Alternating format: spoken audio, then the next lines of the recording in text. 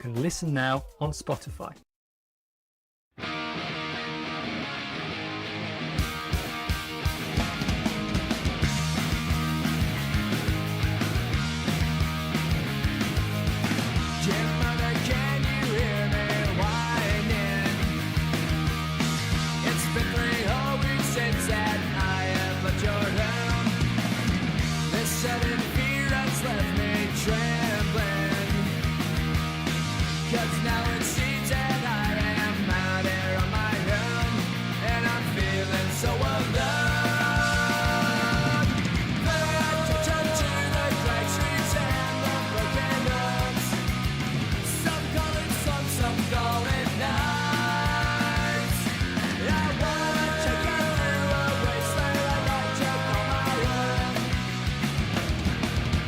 Welcome to paradise.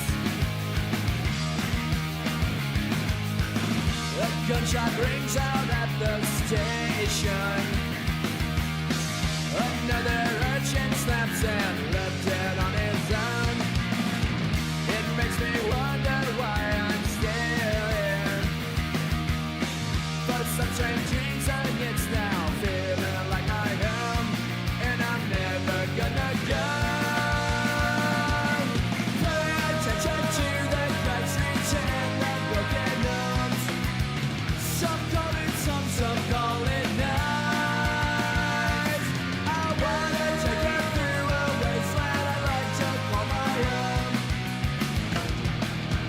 Welcome to paradise.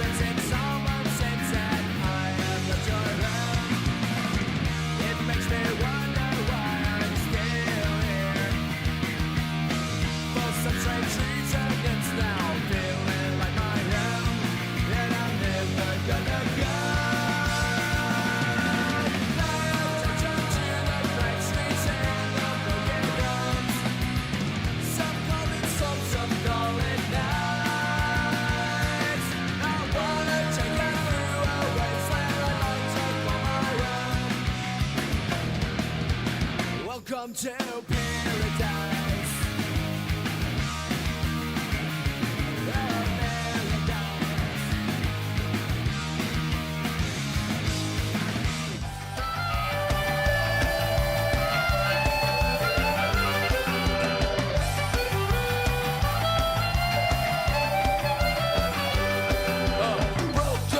The line is choked. Smoke the last dollar to a name. Are you buying? Are you selling, girl? Talking square, never change. And if I really wanna know what it means for her to be free, oh, she's mixing cocktails in a squat down Avenue C. Lord have mercy.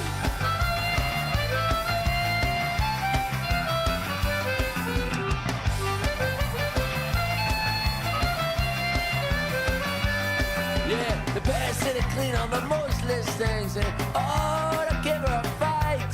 Hey, ditches Kevin shallow, so I know there won't be no fucking rainbow inside. And then deny allegations so strenuously. Oh man, it'll get out of control. She was left wrestling in a silent anger, so elegant and beautiful. I ain't looking for answers. I want nothing for free. And I sure don't want your respect. I just wanna know who's talking to me. Oh, I just wanna know who's talking to me. I know she's jacking, whole girls macking, trepidation, ain't nothing new. So she vexes them, or confused them, or annoy them, yo, that's what she'll do. Well, yeah, she regulates, she concentrates, she doesn't set away what's unstoppable for you and me. She won't relinquish herself to you unless it's an emergency.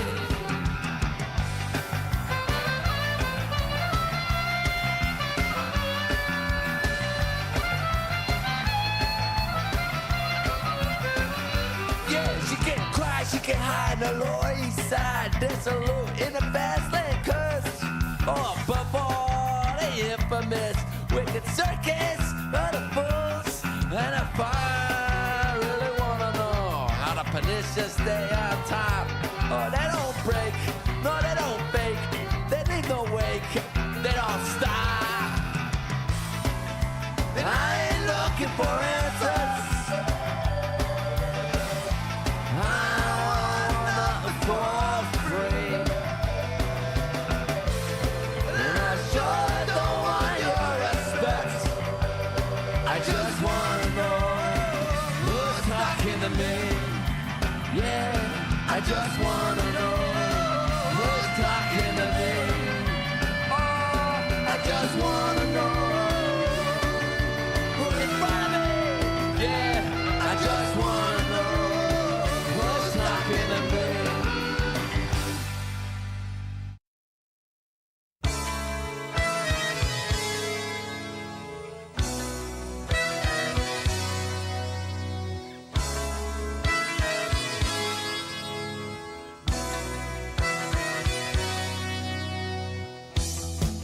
Get to sleep. I think about the implications of diving in too deep, and possibly the complications, especially at night. I worry over situations I know we'll be alright. Perhaps it's just an imagination. Day after day it reappears. Night after night my heartbeat shows the fear. Ghosts appear and fade away.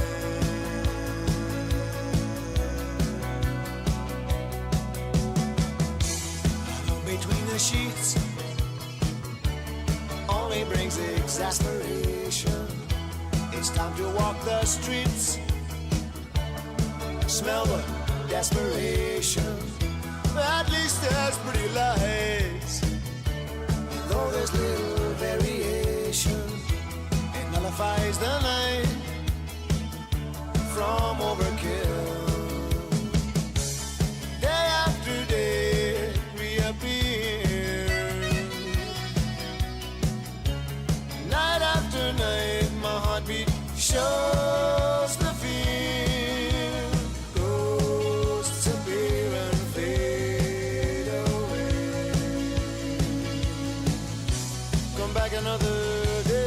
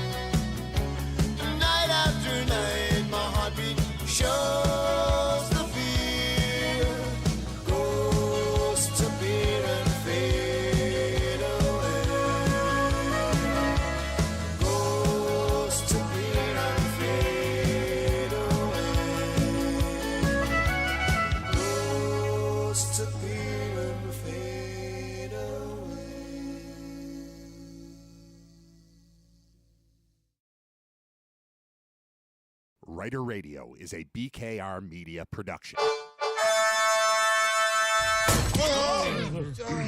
Welcome to the morning meeting, everybody. Or should I say the whenever you decide to show up meeting? I said the hip, hop, the hippie, the hippie, hippie, hip, hip, hop, and the don't stop, the rocket to the bang, bang, boogie, say, up, up, the boogie to the rhythm of the boogie to beat. Now what the hell is to the dish, I'm ripping to the beat. I'm here, the groove, and my friends are gonna try to move your feet. See, I am Wonder Man, and I'd like to say hello. I do the black, to the white, the red, and the blue, the purple, and yellow. But first I gotta bang, bang, the boogie to the boogie, say, up, jump, the boogie to the bang, bang, boogie.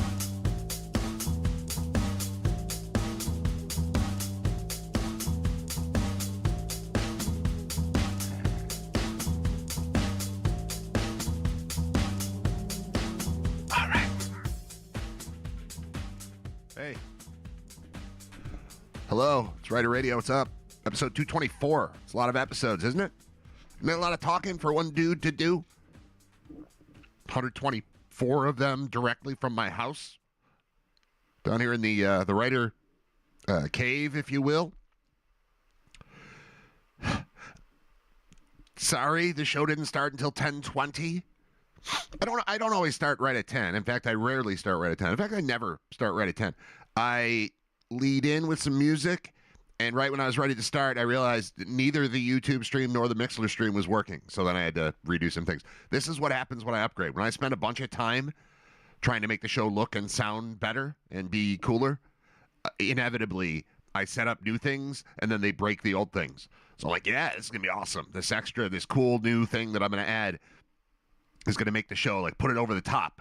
And then I go to start the show, and it's like, no, actually, you got to start over.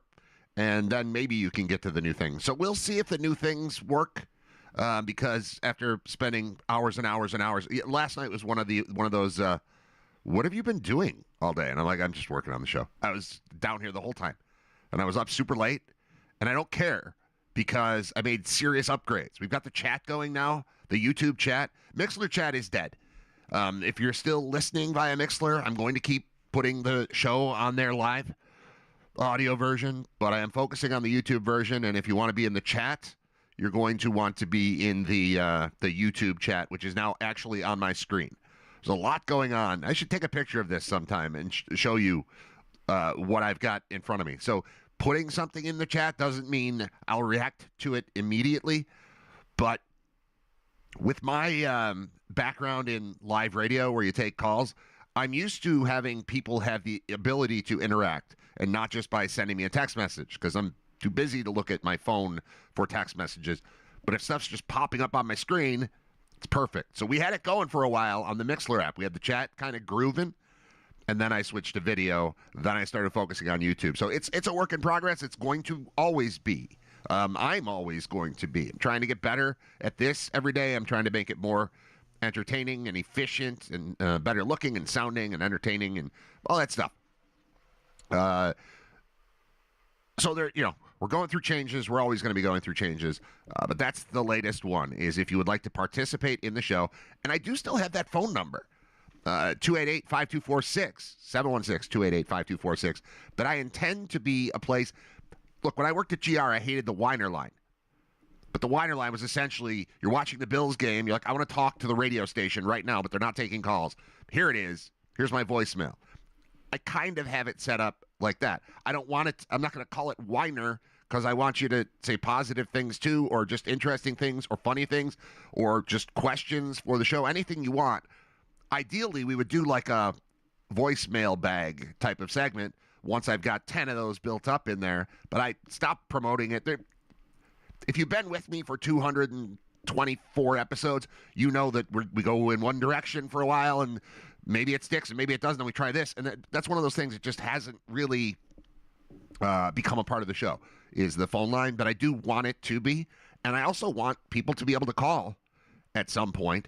Not always. I'm not always just going to have open phone lines, but if you've got something you really want to say, you should be able to do it, and that phone number works for that too. That said, that's not the main thing we're using right now as far as conversation and being a part of the show. The chat is the way to go, the YouTube chat. So we've got that happening. Also,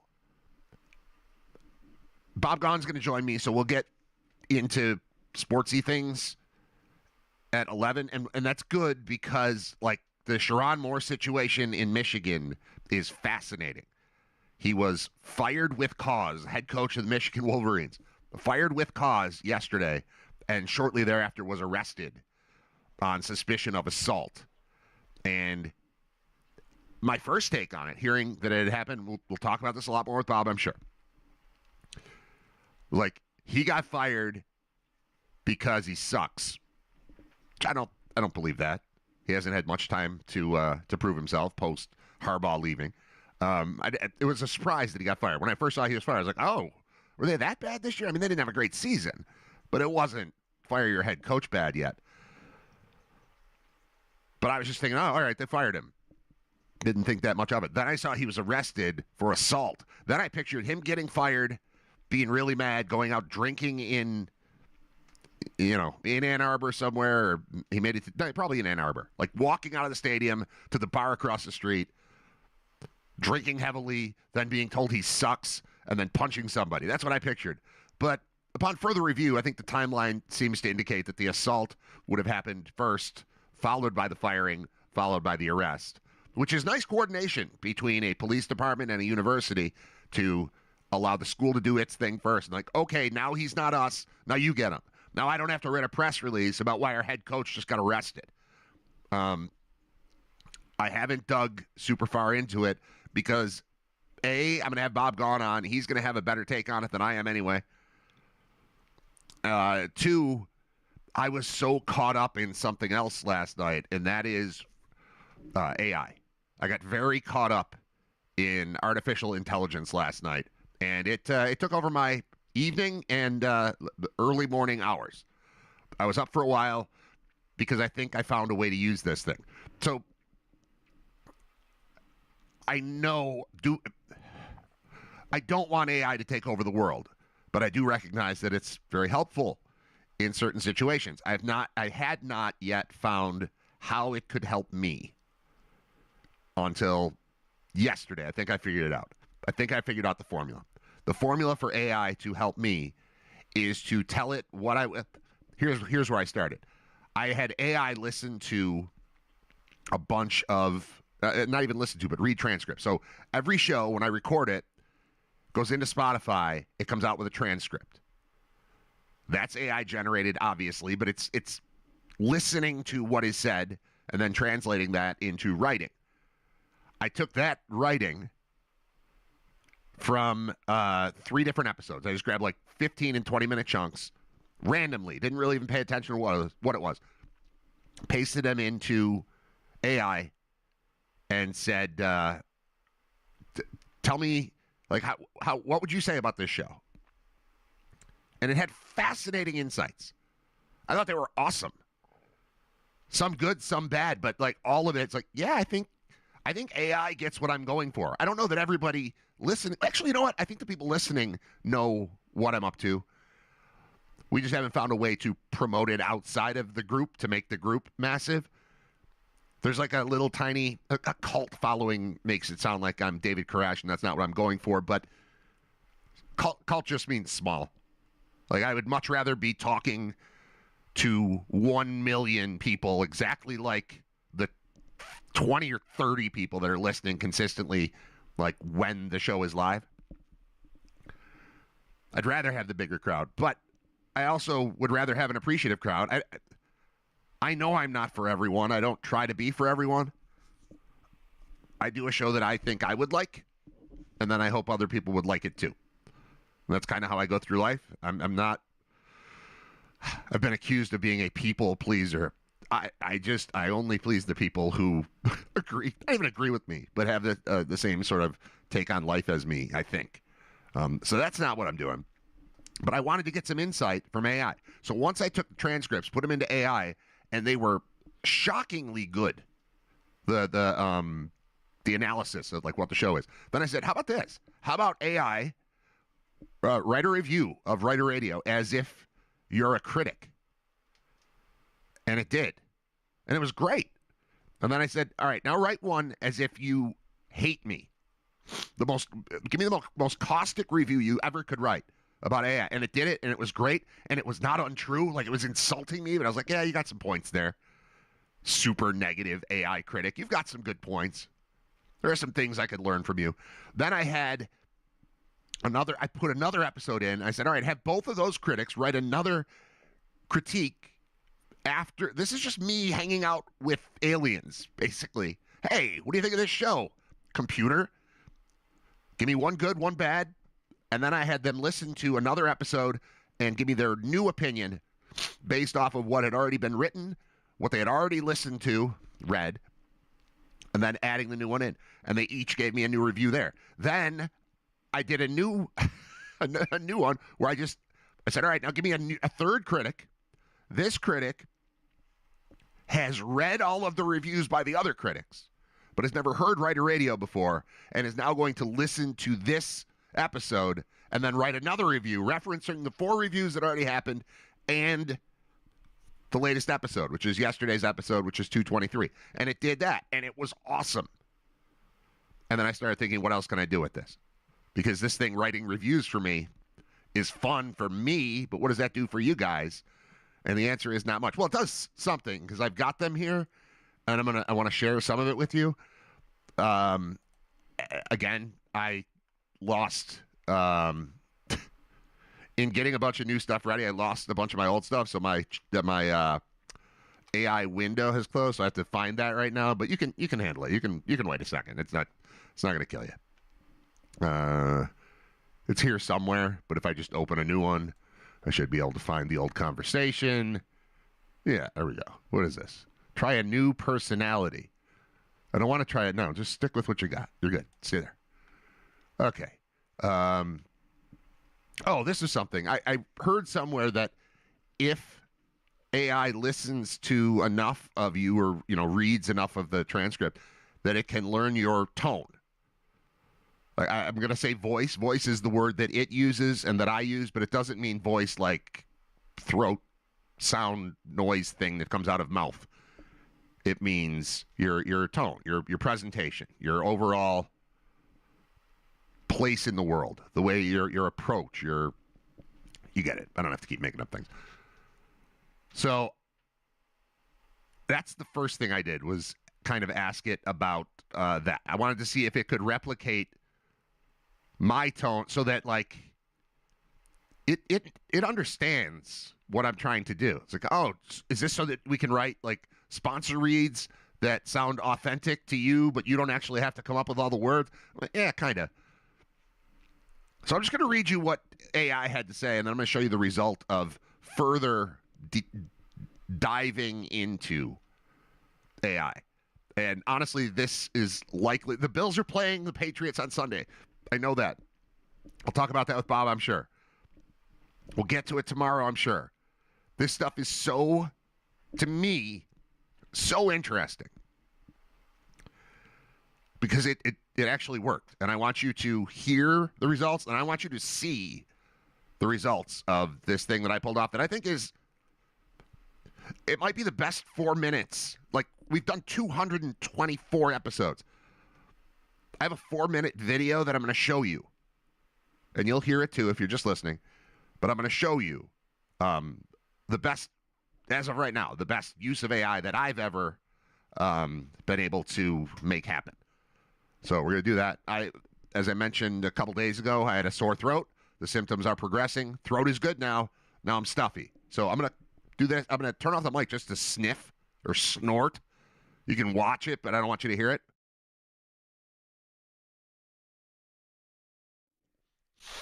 There, you got a little bit of it, because I had to do like a fifth one. All right, so I said to AI, I said, can you learn my voice from listening to my show? So I can't listen to audio to learn your voice automatically, but I can learn your writing and hosting style. If you give me material, here's how we do it effectively. What I can learn from your show. If you give me transcripts, I can analyze and mirror things like your hosting cadence and tone, vocabulary and phrasing you favor, how you do intros and outros, your sense of humor and timing, how you talk to guests or callers, segment structure, your radio voice in writing form. The best way to train me, paste a transcript, go from there. So I started doing that. I started pasting transcripts. I did one, skipped through it, Did a second one. It gave me a lot of insight. Scrolling. I think I did one more. Then that's where I'll read from that one. Let me lock this in. I said I'm adding one more monologue. And by monologue, I mean show. All right, so here's what it says. After sending it 3 transcripts, not full shows, but 20 minutes of this, half an hour of that, 40. I just cut and paste. No, I wasn't picky. I wasn't like, oh, this is the epitome of what Writer Radio sounds like. This is a good one. None of that. I just grabbed 3 random chunks and put them in there. Here's what AI says. It says, you're not finding your voice anymore. You already have one. This just defines it precisely. Here's what the third monologue confirms and sharpens. 1, you humanize numbers. You do something special with time and scale. 196 isn't a stat, it's emotional weight. 51 isn't aging, it's dread. 30 years isn't resume, it's disbelief. You don't report milestones, you react to them in real time. All right, I never thought of it that way. A little bit. I know that numbers can bog you down, so tell stories instead of numbers. But so, okay. Number 2, you resent the modern version of your job in a funny way. Video, radio, algorithms, subscribing, bell notifications, Spotify wrapped culture. Your tone is not anti-tech. It's annoyed but resigned. Then it has a quote, like it made up a quote. I'm not here to beg. I just want to do a show. Maybe I did actually say that. That sounds exactly like me. So either I said that or AI's right. It says that's your soul sentence. Number 3, you don't rant. You interrogate reality. Your best moments aren't takes. The reactions to how insane we've all accepted things are. Speed humps, ring lights, Andy Dalton's hair, hypnosis for contact lenses, chat telling you to spray paint glasses, Bills fans complaining after a 40-9 win. You're not yelling. You're holding reality up like a weird object you found on the beach. Quote, and I think it's making this quote up. What is this thing and why are we pretending this is normal? 4, you're at your best when defending joy. This is big in this monologue. You weren't debating stats. You were defending joy, fandom, friendship, fun, emotional payoff. You don't argue football. You argue mood. Quote, is it fun to watch or not? That's your thesis. This is pretty good. 5, you speak to your dad and your dad speaks through you. He's not a character. He's your tone reference. If your dad understands it. 1, it works. 2, it's grounded. 3, it's real. 6, you write comedy the way columnists used to. You're not a stand-up. You're not a podcaster. You're not a radio guy. You're closest to print columnist cadence, newspaper sports writers, late 90s talk radio brain, early 2000s blog personality, modern tools, old school brain. This is really, really accurate, right? I mean, I don't know if this is what you hear when you hear the show, but this is what I think I'm doing when I do the show. I didn't know it, but I've never been to a shrink. This feels kind of like that. It's an air check with a robot.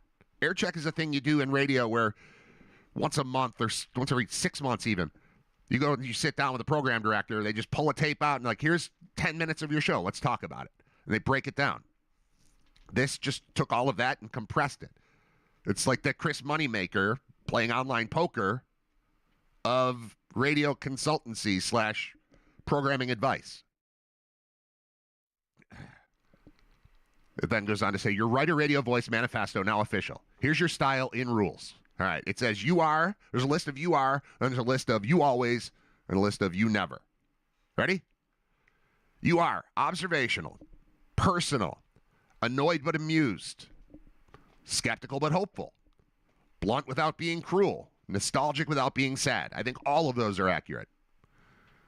It says you always talk in loops that land, use real names, rant through metaphor, defend joy, mock comfort disasters, pants, lights, printers, glasses, it says. Turn sports into sociology. You never pretend to like nonsense, explain algorithms like you care, posture as an expert, suffer fools quietly, hide confusion, sound polished on purpose. This is unbelievable. I think this is unbelievable. there's so much more. Like, I'm pretty sure this whole show is going to be me reading AI stuff, taking a break to talk to Bob, and then coming back to read AI stuff, plus playing the video, which is the best thing I've seen AI do so far. I am distrustful of AI. I expect you to also be distrustful of AI. We're on the same page here, trying to keep humans alive, but use the computers to make life easier. As a one-man band, as a person who's stuck doing this with no assistance from another human being, except for me, except for you guys. But I can't, like, give you assignments. Eventually, I'll assign you to call that hotline and leave voicemails, and then I can work off of that. But that's not really an assignment. It's a volunteer position. I can't make you do it. I can make AI do anything. I just have to figure out how to use it properly. AI then goes on to write a new piece in my voice to try to prove that it knows how to talk like me.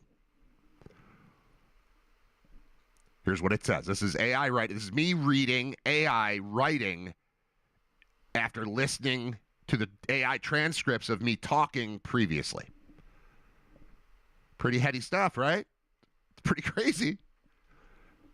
But it's kind of awesome. All right, here's how it went. I don't think this is great. It sounds like Robot Brad, but it's close. It says episode numbers are. Oh, this is me. I'm sorry. So this is me. This is Brad, actual Brad live. Hello. I'll hold up the newspaper. It's December 11th, 2025, and I'm here of my own accord. They're not hurting me. I can't get my hands to match up. This is a hard game to play. Wow, try this. I'll get back to what I was saying. Put a camera on yourself, but it's in reverse, so it's not a mirror. And then take your fists and try to line them up. To get them centered, and then I keep moving the wrong one because it's backward. All right, here we go. This is me as AI, or AI as me being read by me. I spoke, AI listened, AI transcribed, AI analyzed, then AI wrote. This is me reading that. Episode numbers are supposed to impress you. They're supposed to feel like success. Instead, they feel like, what the hell have I been doing with my life? 200 episodes sounds great when you write it on a website. Say it out loud, though, and you're like, yeah, that's not victory. That's commitment issues in reverse. I don't know when it stops being a cool thing I'm building and starts being a thing I just do now. Like brushing my teeth. Except sometimes I forget to do that, and you guys still show up. And scene. So that's what it wrote. Not perfect, not great, but something. There's something there. Then they say, a recognizable, repeatable voice. If that didn't sound alien to you, you're dialed in. If you want, I could turn this into a reusable system. Want me to write your daily opens, craft closing lines, produce sponsor reads in your style, build recurring segments, rewrite rants tighter, generate YouTube intros, create your outro catchphrase list, script your guest intros, shape arguments clean? What are they talking about? You don't need to find your voice. You just need to show me where it lives. So then I said, write a 30-second script for me to read as a promo for my show as a YouTube short. Here's me reading what AI told me to do.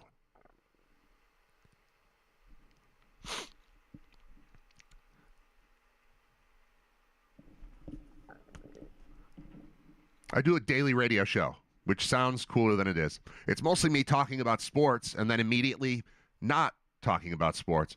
It's called RITER RADIO, and it runs Monday through Friday, just before noon. Sometimes we talk bills. Sometimes we talk life. Sometimes I argue with my own equipment on camera. I don't pretend I know everything. I just have opinions and a microphone. If you like your sports with zero yelling and your nonsense with a point, subscribe. Or don't. But you probably should. Not bad. Not bad. And then it's like, I can do a funnier version, sports heavier, punchier. Blah, blah, blah. I said good vibe, but give me a second take. So here's a second take. 30-second YouTube short, take 2, written by AI, read by me, live. Hi, I'm Brad. This is what a midlife crisis looks like now. It's called RITER Radio. I talk Buffalo sports, then whatever pops in my head, or whatever else pops into my head. Some days it's bills. Some days it's life. Some days it's me losing to technology in public. I do it every weekday before noon. No fake hype, no screaming, no hot takes, just to have hot takes. Just a guy with a microphone trying to make sense of everything. Subscribe if you want. I'll be here either way. Fine. Oh, cut.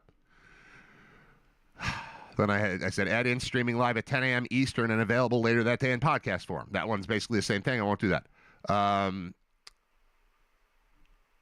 I said, I don't just want you to find it and listen. I want you to do all the things podcasters tell you to do, like subscribe, share. I primarily need subscribers on Spotify and YouTube. So I told it that. Take 3. Hi, I'm Brad. This is RITER Radio. I go live every weekday at 10 a.m. Eastern, talking Buffalo sports and then whatever else goes sideways that day. And then it lives on as a podcast later that same day. Here's the deal. If you like this thing, subscribe on YouTube. If you really like it, follow the show on Spotify. That's what actually helps the show grow. You don't have to tell your friends, but you should probably tell your friends. RITER Radio, weekdays at 10. Pretty good. It's getting the feel. All right, I'm not going to read every little detail here. Short YouTube promo. I asked what I should show on the screen during the promo. It gave me a full shot list for how to do a promo. I'm not following all of this. I just was interested in what it thought. Scrolling through, there's lots of stuff. Oh, here we go. I said, I'd like a paragraph that sums up my style and why I'm a person to consider as a host. And I'd like it to come from a character named ChatGPT. Speak on my behalf as if you're my top reference who knows everything about what makes my tone work. And it gave me this really chunky, it's a paragraph that looks like a resume that somebody got a lot of help with. So I didn't love that one. Then it asks if you wanted a, do I care about this one? No, I'm going to skip this. It gets better. Hold on. There's so much here. Oh, I asked it to write a version for LinkedIn. So I have a LinkedIn page that I never use. And I had like a joke blurb up there as my intro. And I have noticed lately a lot of people have been checking out my LinkedIn page. And if you're like, ooh, RITER Radio, this guy, I like him. I need to pursue him for something. Or I want to advertise on the show. And then you go to my LinkedIn page, I look like a buffoon. So I decided to rewrite that. So I had it take over and write the profile blurb for LinkedIn. Here's what it says about me. My LinkedIn page now says this. Brad Ryder's strength as a host isn't volume or hype, it's voice. He speaks with a kind of natural rhythm that makes listeners feel included, not sold to. His style is observational, conversational, and human, blending sports insight, cultural commentary, and personal storytelling into something that feels familiar without ever being predictable. What makes Brad stand out in a crowded host space is authenticity. He doesn't chase outrage or fake energy. He earns attention by being real, informed, and consistently engaging. And behind the microphone, he operates as a full broadcaster, planning shows, handling production, managing guests, and delivering content reliably in a modern, remote-ready environment. The result is a host who connects first and performs second, and that's why people listen. That's a better LinkedIn bio than the one that I had that said I worked for the New York Times, but I lived in San Francisco or whatever. I don't even know what I said. What else? I said, what's the headline that goes on the top of that post? It gives me 15 options for that. It ranks them and says the best 5 are radio and podcast host, authentic voice, real audience, AI reviewed, host approved, audience driven, built for radio, surviving in video, remote ready radio and podcast host, and this one's just mean, a voice you can trust, a face for radio. Thanks. Like I've not heard the face for radio joke 30 years into this. Come on, man. I said, who has a comparable broadcasting voice to mine? I found this interesting. Honestly, after reading what was written about me by the AI thing, the first thing I thought was, that sounds like Adam Carolla, honestly, which is great because Carolla is one of my favorites, one of my heroes, one of my idols, one of my like North Star of what I think this medium can be. And I have felt that way for coming up on 20 years now. 17 years. First podcast I ever listened to. The day that I decided, I wonder what podcasts are all about, and I want to listen, I listened to Bill Simmons because that was easy. Of course, why would I not listen to the Bill Simmons? And that day he had Carolla on as a guest, and that day Carolla had been fired from his radio show, and that day Carolla said, so I guess on Monday I'm starting a podcast. I don't know what that is, but my friend said that's what we're going to do, so that's what we're going to do. And I was with him from day one. I own season 1, year 1 it's called, of the Carolla podcast. It's a bunch of MP3 files on DVD. I've never opened it, but I bought it to be supportive of him launching the pirate ship and making it possible for people like me to do this several years later. So anyway, I asked, who has a comparable broadcasting voice to mine? It says, you've got a distinctive lane, so instead of a lazy, he sounds like X answer, here's the honest, useful version. You're closest to a hybrid of a few recognizable voices, not a clone of any one. Your closest voice relatives by feel, not by sound. 1, Adam Carolla. Conversational intelligence, rant as storytelling, turns minor annoyances into material, observational humor that feels effortless. Difference, you're warmer and less combative, more hangout, less hammer. The next one it mentions, Bill Simmons. Sports as life commentary, fan logic mixed with real analysis, explaining sports to, quote, your dad energy. Comfortable using yourself as a POV. Difference, you're much less brandy and more human. Next comparison, Dan Patrick. Here we go, AI. AI will fluff you up, man. I did have it give me a very critical review. I'm going to get to that one, too. Dan Patrick, calm authority, conversational pacing, sports doesn't feel like yelling. You sound like someone who's been there. Difference is you're looser, more self-aware, and more personal. I think Dan Patrick is plenty self-aware. But yeah, I'm looser. He's more professional. Some would call that much better. Mike Rowe, Dirty Jobs guy. Voice of relatability, working guy philosopher tone, observational, not preachy, complains in a charming way. Jason Bateman on Smartlist. These are my favorite people. Dry humor, light sarcasm, internal monologue spoken out loud, casual intelligence. And then Colin Cowherd, old version, it says. I don't know what the new version of Cowherd is or how AI has an opinion on... What is AI's opinion on how Colin Cowherd has changed? It's got one. Narrative-driven sports talk, life analogies, men in the room vibe. Difference, you don't manufacture takes just to create tension. This made me feel so good about myself. Like, you're just like all your favorite people, except a little bit better. It says, if I had to pitch you to a hiring manager in one line, think Bill Simmons' sports brain, Carolla's observational instincts, and Dan Patrick's calm, but delivered like your smart friend at the bar, not a guy on TV. Then it says, what you are not like, and that's good, Skip Bayless, Pat McAfee energy level, Barstool shock guys, sports radio screamers, and algorithm-chasing podcasters. It understands me. This thing understands me. I want to get to the reviews. Not this part. Skipping that one. I do feel like this part, analysis, I feel is cool. When I have an idea and I want to see if anybody else is doing it, I feel like I'm giving it away. I always felt like that. Like if you have an idea for the name of a website, like RITER Radio, nobody's got. That's no big deal. But I've got a lot of names URLs that I've purchased over the years because I just think it's a good idea at the time. I'm like, well, I'll spend $10 on that and then see if I come up with an idea for it. But I always have felt like if I type it in, they've got a record of me typing it in. Now somebody else can take it before I get to it. I feel so much worse about that exact thing, or so much more frightened about that exact thing now with AI. So I typed some things in here that I'm not going to read aloud, and I hope AI doesn't tell to anybody else. I asked, this is great. Tell me more about my podcast voice. Do I remind you of anyone else? Other names that came up. Mark Maron, Bill Burr, Mike Rowe. This one I love. You have friend energy, not host energy. This is a huge advantage. You don't sound like you rehearsed, wrote a script, are trying to impress, or holding court. You sound like a guy in the seat next to me, someone I've known for years, someone who reacts how I react, someone with more words but the same perspective, comparable voices. Listen to these three. This is amazing. Jason Bateman, already mentioned. Dry but not cold. Next one, Nick Bakay. My man Nick Bakay, who has agreed to come on the show, and then I just haven't followed up.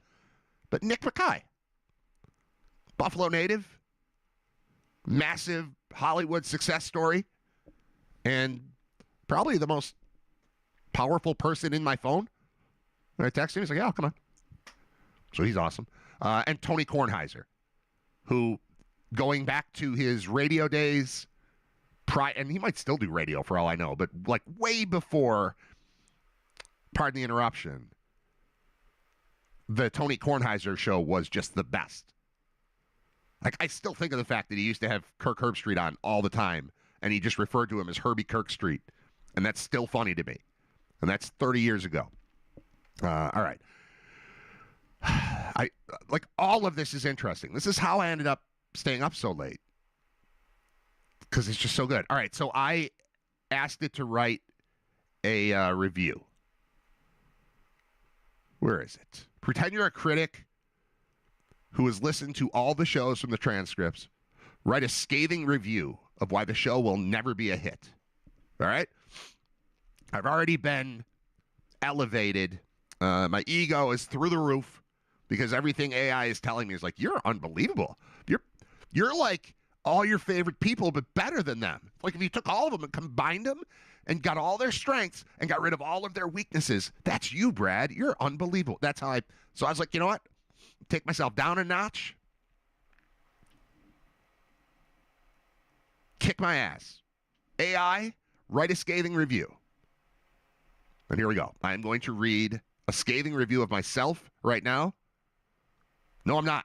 I'm going to leave that open. I'm going to read that later. We're going to have Bob gone because it's 10:57 already. If I do that, then I'm going to get into the other reviews, and then Bob's going to call. It's going to mess up the whole equation. Instead, we're going to take a break. We're going to play a song. We're going to wait for Bob to call in, and he's going to call in 3 minutes. But if I don't take a break now, I'm going to do a show that's straight through till at least noon, because I've got a lot more to get to with this. But up next, after we talk to Bob, you'll get the critic review. I'll give you the headline. This is like a little teaser for what's coming up. The headline of the critical review is RITER Radio, a master class in going nowhere fast. That's the headline of the negative review. We got a bunch of reviews, and then there's a bunch of other stuff I want to talk to you. But this AI thing took over yesterday in, I think, a great way. This, if nothing else, this proves that if you think about it the right way, this can be useful, especially for a guy who's working completely on his own to build a show and is now 224 episodes in. Times 2 hours. That's 448 hours of me talking into a microphone this year with no help from anyone. So AI might be my friend now. It is. We'll see. This is just how I feel right now. By Monday, I might be like, you know what? Never mind with AI. Let's just do the show the old way. I also might go back to just audio, but I don't think so. Doing audio is my road in. The next thing I had to do was video. Okay, how do I make the video better? Okay, how do I make all of it better? AI, I think, is the answer. Even in telling you that I was not going to keep talking, I kept talking, and now it's 10:59, and Bob's always on time. Maybe I should read it. Maybe I should save it, and I'll read it when Bob's on. I'm not positive. We got some text messages here. I can't even answer that one right now. Okay. So we're going to leave this set up. Wait for Bob. I don't want to start reading it.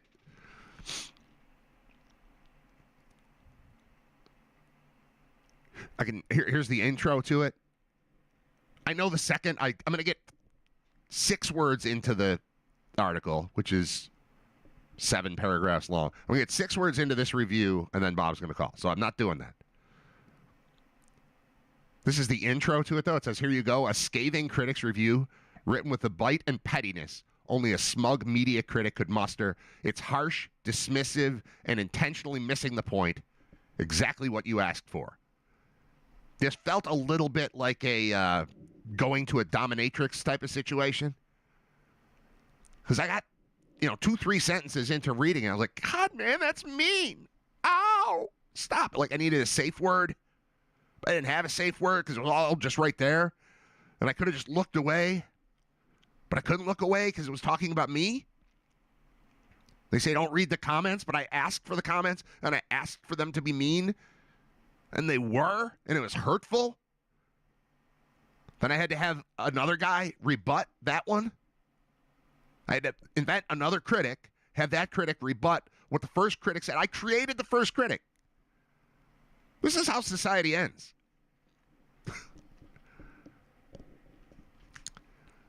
It's RITER Radio. It's episode 224. We are awaiting our good friend Bob Gaughan's phone call. He will join us. And anyone else, I will just go, I would have gone 7 extra minutes and told him, I'll call you soon. But when it's Bob, I know that he's going to call on time. There he is. So I couldn't get started on the next thing because I knew this was the thing that was coming. So we have to play our thing. When Bob comes on, we have to hear the Bob thing. There's the Bob thing. The way my kids date now, it's so simple. They go on an app, whether it's Grindr or whatever, they swipe right, swipe left, and they get the date automatically. Let's check in with RITER Radio's Living legend. Bob Gaughan. Here he is. It's Bob Gaughan. What's up, man? Hey, Brad, how you doing? I'm doing great. Yourself? Oh, not too bad. Although I did have to go. Have you ever had the pleasure of going to a dermatologist? Long time ago. When I was a kid, I had warts on my feet, and I had to go to, I remember his first name was Brumity. His name was Brumity Wilson, and he was an excellent dermatologist by all accounts, but I had warts frozen off my feet with liquid nitrogen, and what I remember was lying on my stomach with my feet, hanging off the back of the table, and the last word he said before freezing/burning my feet was, "So, do you like baseball?" And I hear, "Do you like baseball?" And then a sizzle of this frozen thing on my foot. That's my only experience with a dermatologist. Well, it's very similar. So I have to go once a year, and the funny thing about the dermatologist for me is they'll always ask you, "Do you have any spots that worry you?" And then I'll say, "Yeah, there's this spot here that's," in whatever spot I pick out, they're not concerned with. So they'll be like, "No, that's nothing. Yeah. Don't worry about that one." But then they'll look at you and they'll say, "Oh, but I'm a little concerned about this." And you'll be like, "This? I didn't even know. What are you pointing at? What are you talking about? I have no idea what the hell you're talking about. Oh boy, we gotta take a biopsy of that spot." I'm like, "Biopsy? I didn't even know I had the spot." Yeah. So long and short of it, get the biopsy. Oh, that's that's the least serious form of cancer. But you've got cancer. So they either freeze it off, or this time they send me for because you got to get a second copay out of me. So they send me to get this spot removed because it was in my forehead. The lady says if it's any part of your body, I would remove it. But now that's on your face, like I got a modeling career here that is about to get ruined, because my modeling career was just about to take off, Brad. Yep. It was just going up. Now I got to go back to modeling gloves, I guess. All right. So to be clear, is your opening monologue here a joke / announcement that you have cancer, Bob? No. I had this I guess this form of cancer that is the most benign. That we just take it out. You never have to worry. The funniest kind of cancer. The funniest. It actually is cancer. But I go. So this is a spot. You saw me. This is a spot. My point is, you've just seen me recently. Yeah. I had a spot on my forehead, and I assume I've had it, and you didn't notice it. I definitely didn't notice. I mean, I don't stare at your face, and mostly you're next to me. Maybe if you were across from me during football games, maybe.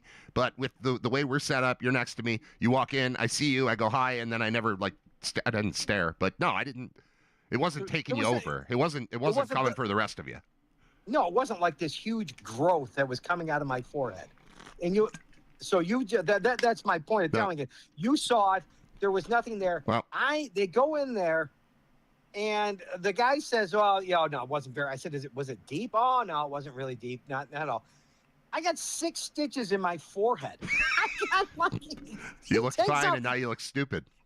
Yes, I literally look like Frankenstein now. I got 6 stitches in my forehead that I gotta for a week until I could go get them taken out in a spot that nobody. I guess maybe the moral of the story is everybody should go to a dermatologist once a year because there might be a spot that you don't know about, and they're gonna tell you got to have it taken out, and you, like me, are going to have 6 stitches in your forehead, and they're going to say, "Oh yeah, it's all good, no problem. We'll never have to worry about that spot again." What level of fear do you have that the one that you pointed out that Mr. I went to medical school and you didn't said not to worry about? What level of fear do you have that one's going to take over your entire body?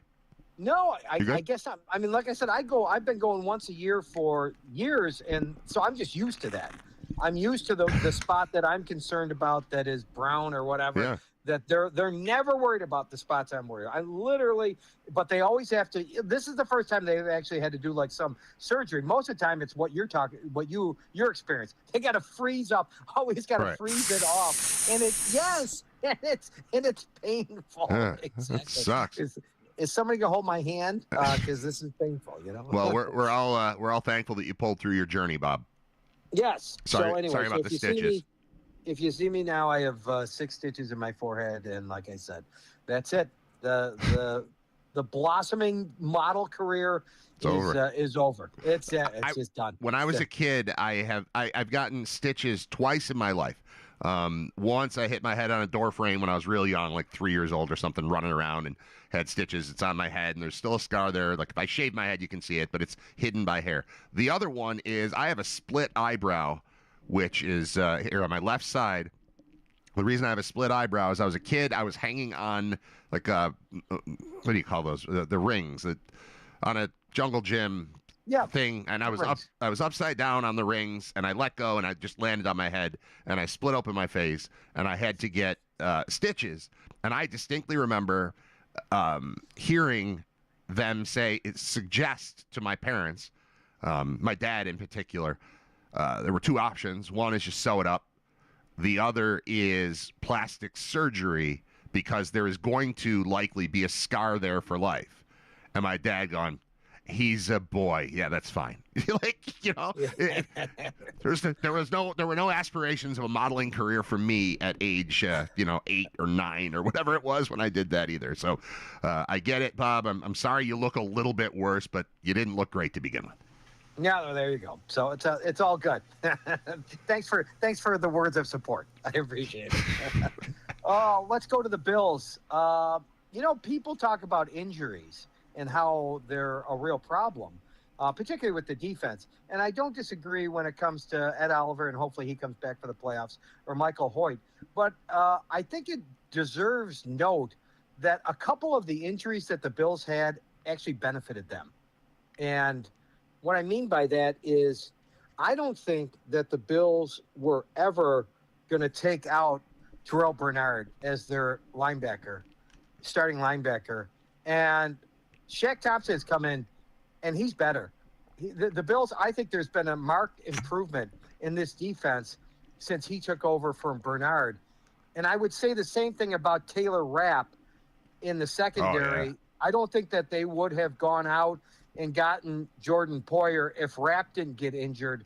And his improvement to the secondary, along with what he's meant to Cole Bishop, I think has improved the secondary. So sometimes injuries might, in fact, and I would make the case, and I guess you could also make the case with Prater and Bass. I don't want to jinx the kicker, but I have more confidence with the kicker now than I had last year. So I think those are 3 examples that the injuries actually helped the Bills bring in guys that I think are doing a better job. Well, I think Bass, I agree. Rapp, I agree.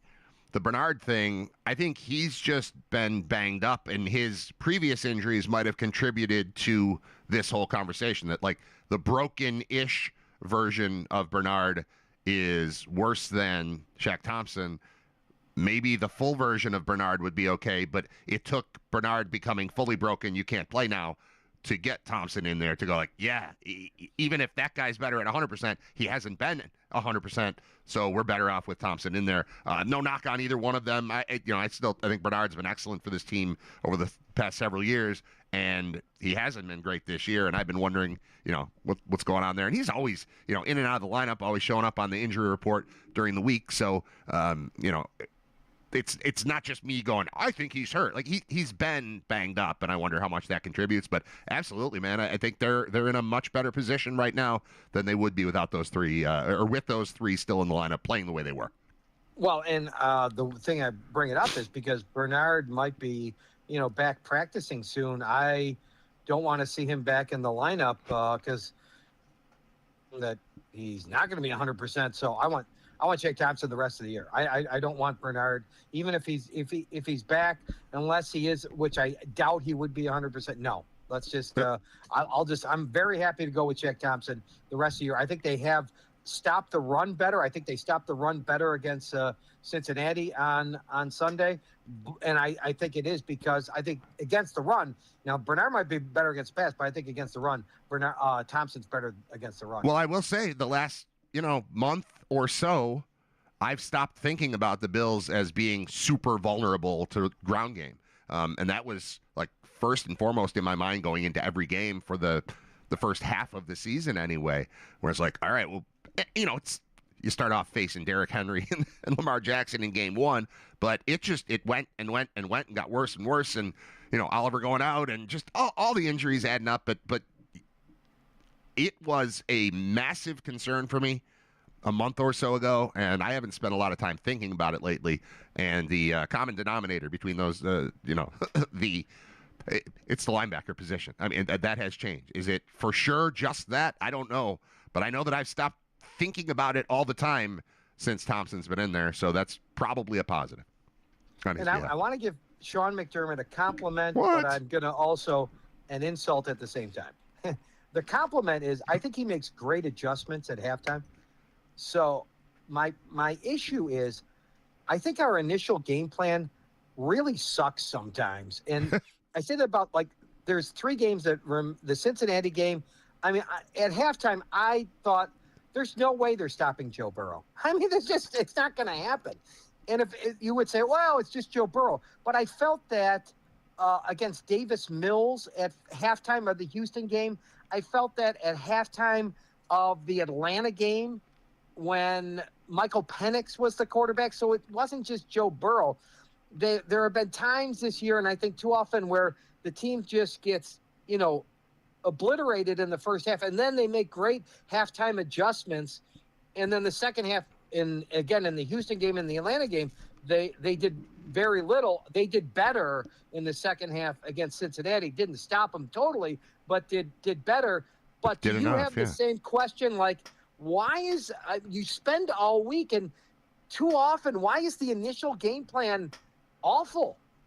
I don't know. I do know that if it's going to be one or the other, I want the one that can adjust to what's going on the fly. So would you rather be a team that comes out fast or a team that is better in the second half? I'm always going to take the second one. I'll defer. I won the toss, and I can either be good in the first half or good in the second half. I will defer and take the second half. So it makes me happy knowing at halftime, all right, let them talk. Let them figure it out. That to me is the maybe the best compliment you can give to a coaching staff. You'd like them to also be so prepared that we don't even have to learn about their success in the second half, that they just go out and dominate in the first half. You'd love that. But to me, being down at halftime or even being up by a little but dreading the second half and then coming out and going, no, we got this, is about the best thing I can hope for. So I like it. I agree with you. I sense all of it, but I just have a more positive spin on it, that I care more about, can you adjust? I know you thought you knew what was going to happen coming into this game, but that ain't what's happening. So now what? And, think about, we'll take it to UB here because we do those broadcasts. Think about what it was like for 3 years. If you were getting beat in the first half, was that coaching staff going to solve it for you in the second half and you were going to come out better? No. But prior to that one, when we had Lance Leipold, that was the situation. Like, all right, just let the smart guys go talk to each other and figure it out. And I feel the same way under Pete Lembo. So it's a positive to me, but I get what you're saying. I see it all, but I like it. Speaking of Lance Leipold, Michigan could do a Lance Leipold to some other team right now as they are lost their coach. And I think the team that's going to be screwed most is kind of like what happened with UB. It's going to be the team that Michigan takes their coach from that is going to be up against it more than I think even Michigan is with the whole Sherrod Moore disaster.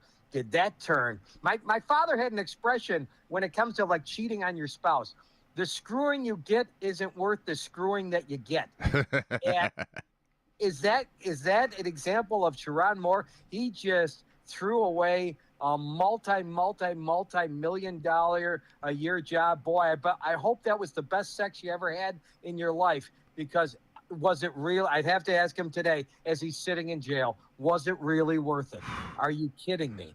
I'm looking forward to the full timeline of everything coming out, because, I mean, that was interesting to find out middle of the day yesterday that he was out and for cause. I'm like, okay. And then next, and he's been arrested and he's not bailed out. Like, he's in, last check, he was in jail. I don't know if he stayed all night, but when I saw it late last night, he was still being held. So I don't know what the whole thing is, but I look forward to the entire story. But yeah, you're right. Somebody's going to lose. There's a Buffalo White team is going to lose a head coach.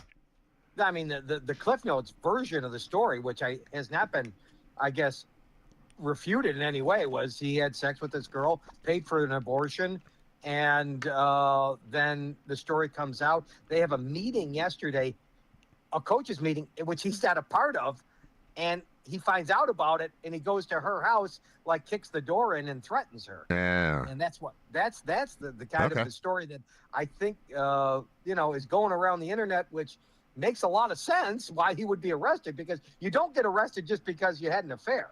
You don't get arrested. No, you don't get arrested for that. An abortion. Well, they said assault. So when I heard fired, and then a couple hours later I heard arrested and assault, and my first vision was guy got fired for something at work. And then, again, this is just what was in my head without getting into all the details.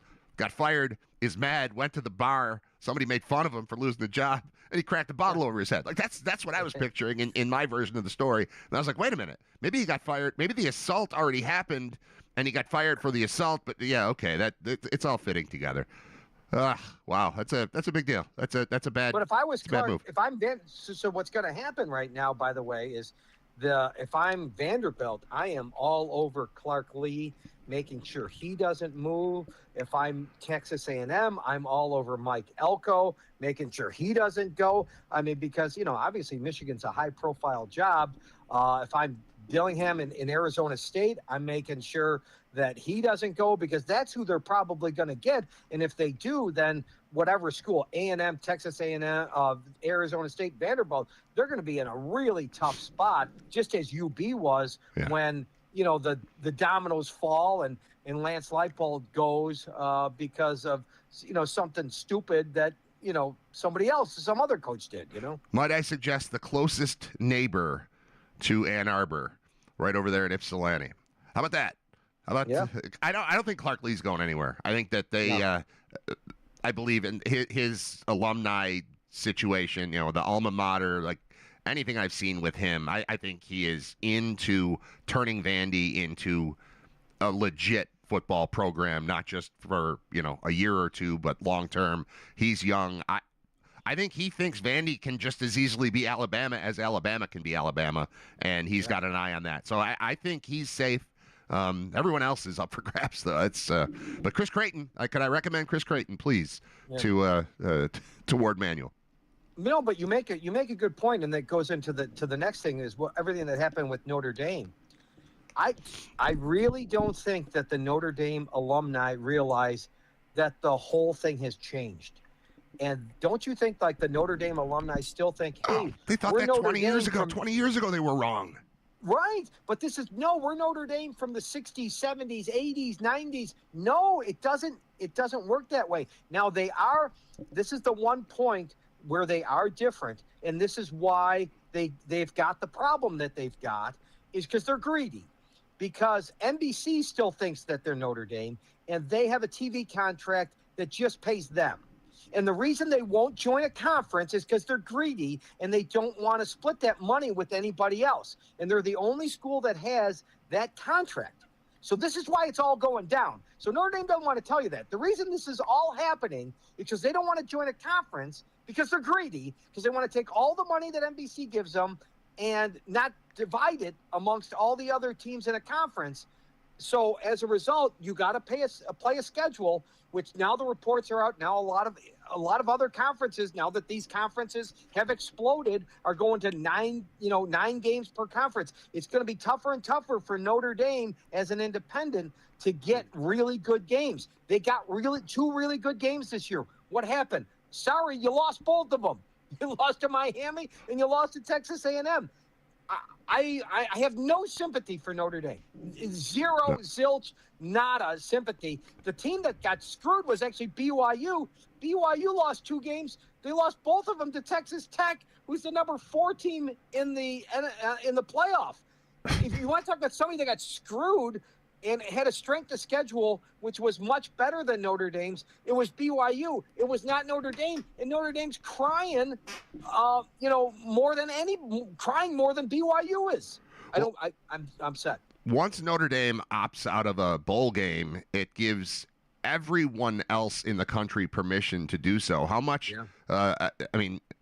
I think you can point directly at them for all of this. That is an embarrassment that's going to lead to conversation about there being too many bowls. That conversation already exists, but once we're inviting 5-win teams and they're turning you down, it's just not a good look for the NCAA and the entire system.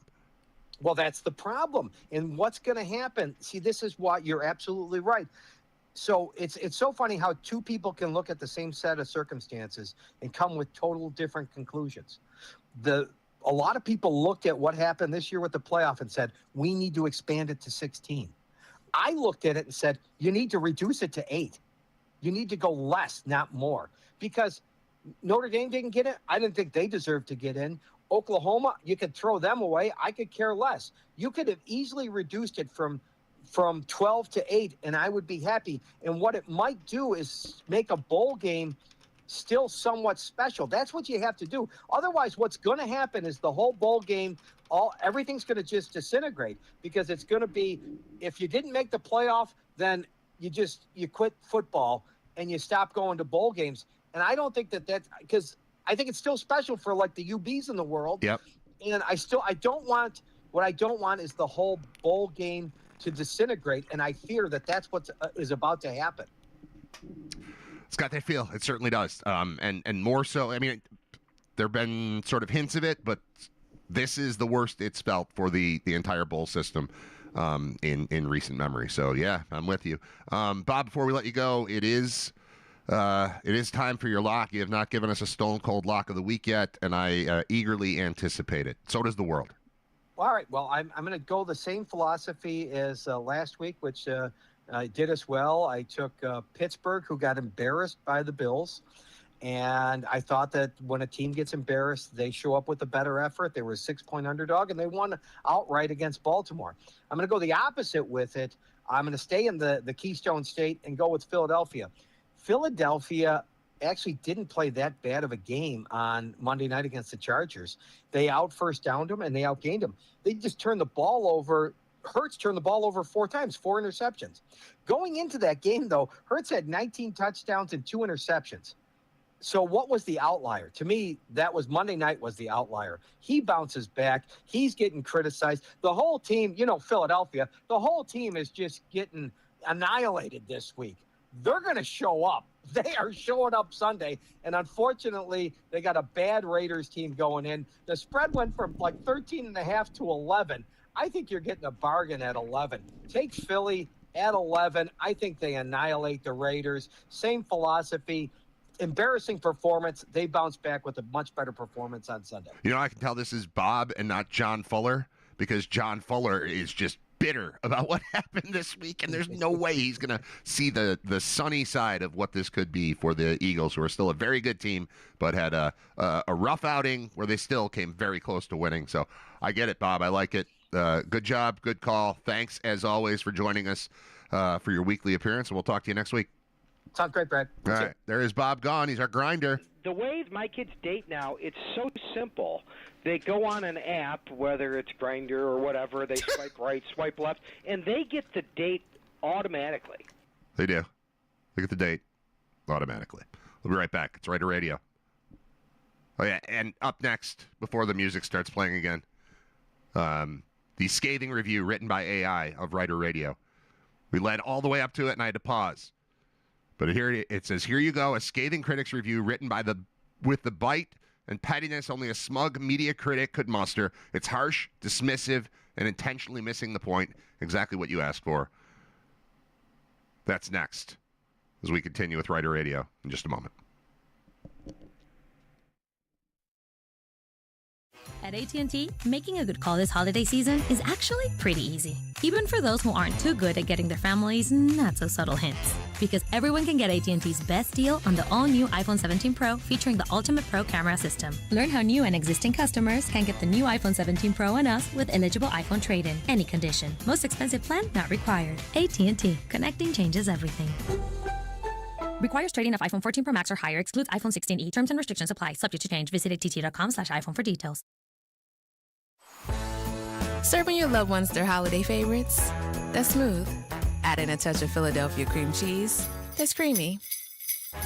Philly adds a creamy touch of magic to every dish. From mouth-watering mashed potatoes and savory stuffing to velvety cheesecake and smooth tangy frosting, every bite is beyond smooth. It's creamy. Add a little Philly and spread the creamy magic this holiday season. Tap the banner to learn more. Welcome to Walgreens. Looking for a holiday gift? Sort of. My cousin Freddie showed up to surprise us. Oh, sounds like a real nice surprise. Exactly. So now I have to get him a gift, but I haven't gotten my bonus yet. So if we could make it something really nice, but also not break the bank, that'd be perfect. How about a Keurig for 50% off? Bingo. Savings all season. The holiday road is long. We're with you all the way. Walgreens. Offer valid November 26th through December 27th. Exclusions apply.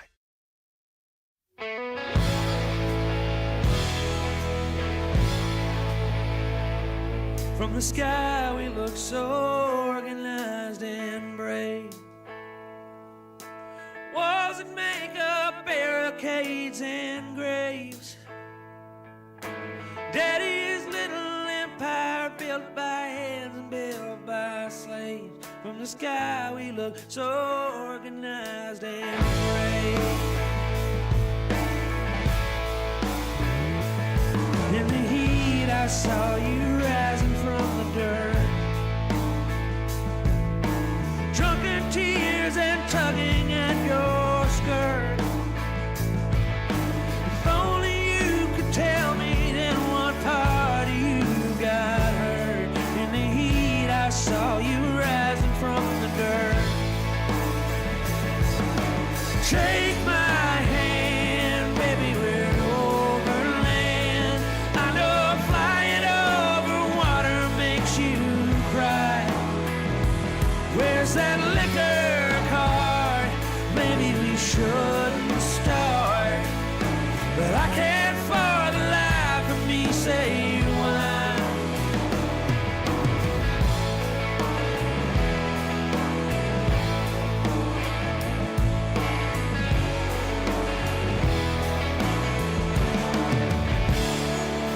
From the sky to highway, straight as it could be.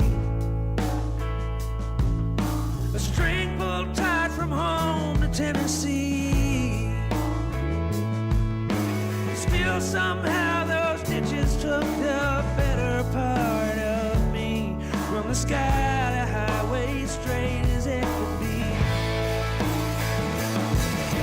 Take my hand, baby, we're overland. I know flying over water makes you cry. Been in the sky so long, seems like the long way home. But I can't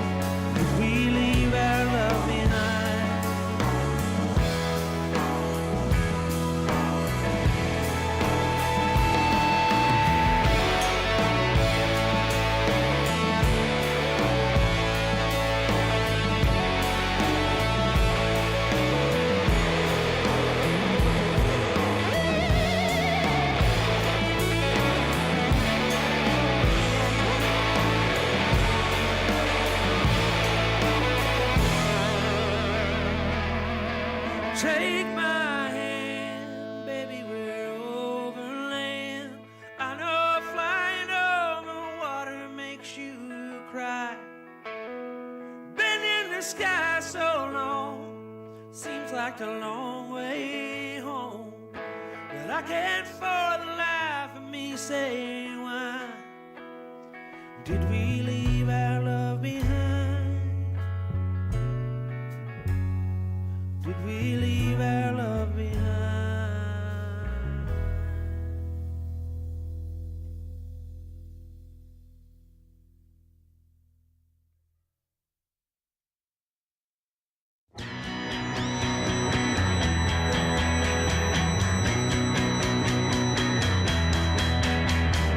Why I wonder is my heart full of holes, and the feeling goes when my hair keeps growing. Well, I set the sun on a big wheeled wagon. Oh, I'm bragging, I'm always in love.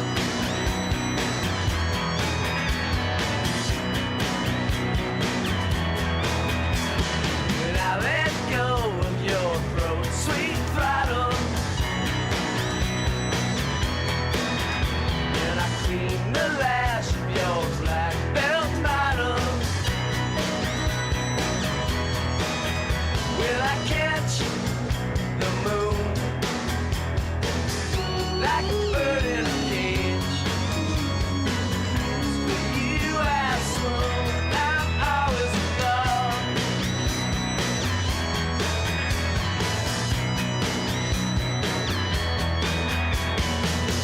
I don't get the connection. This is only a test. Well, I do my best. You know I won't forget.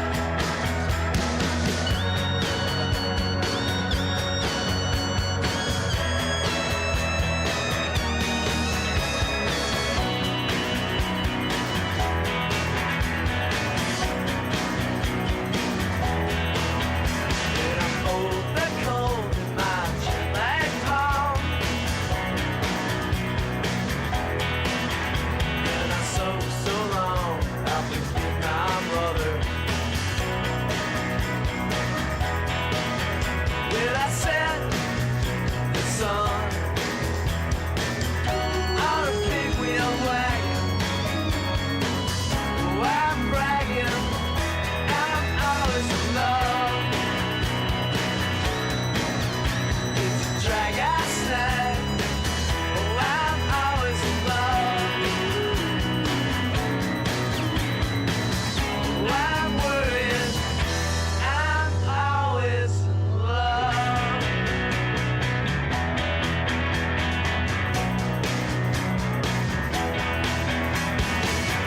I'm worried, I'm worried, I'm worried, I'm always in love. I'm worried, I'm worried, I'm worried, I'm always in love. I'm worried, I'm worried, I'm worried, I'm always in love. I'm worried, I'm worried, I'm worried, I'm always in love.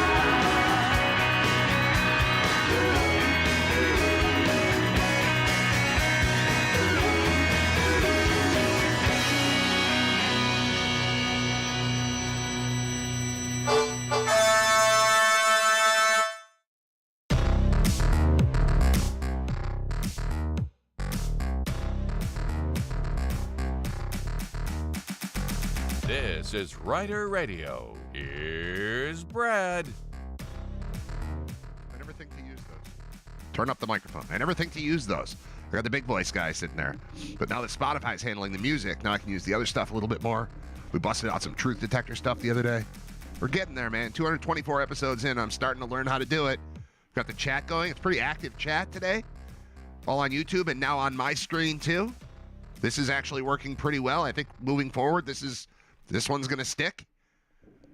I can't respond to everything that occurs in there, but you guys can talk amongst yourselves. I jump in when I can. I get ideas from there. I get things to talk about from there. I can chat during breaks sometimes. Sometimes a break means I have to run away. Not run away for life, but I got to do something in the house. But that time I filled up my water bottle, but mostly just sat and hung out in the chat talking. We got some new listeners in here coming from, I don't know, where are you guys coming from? I saw Discord. I only know of Discord as a place where angry people meet. In my mind, I hear Discord, I think of Top Shooter. I know it's not just that. I know my kid is 13 and he's got that app on his phone, but I'm never going to be in Discord. Well, I shouldn't say that. I mean, if there's a reason, I didn't think I'd ever be on camera doing a show from my basement, but here I am. I knew I could do the audio stuff. I didn't know I was doing video. Maybe it will be on Discord. But if you guys could explain that to me a little bit, I'll gladly read that aloud because that's interesting to me. And if you got like a group and you're recruiting each other to come listen and you want to become part of I asked AI what I should call listeners, have a subscriber thing, get emails so I can send out updates. My favorite suggestion was the Brad Pack. Not bad. Right before, thanks to Bob Gahn for coming on. Right before Bob came on, I was talking about my lengthy conversation I had with the AI last night. And I asked it to write a critical review. Pretend you are a critic who has listened to all the shows from the transcripts. I gave it 3 or 4 transcripts. Write a scathing review of why the show will never be a hit. So this is AI's explanation of why this show sucks. It's breaking news.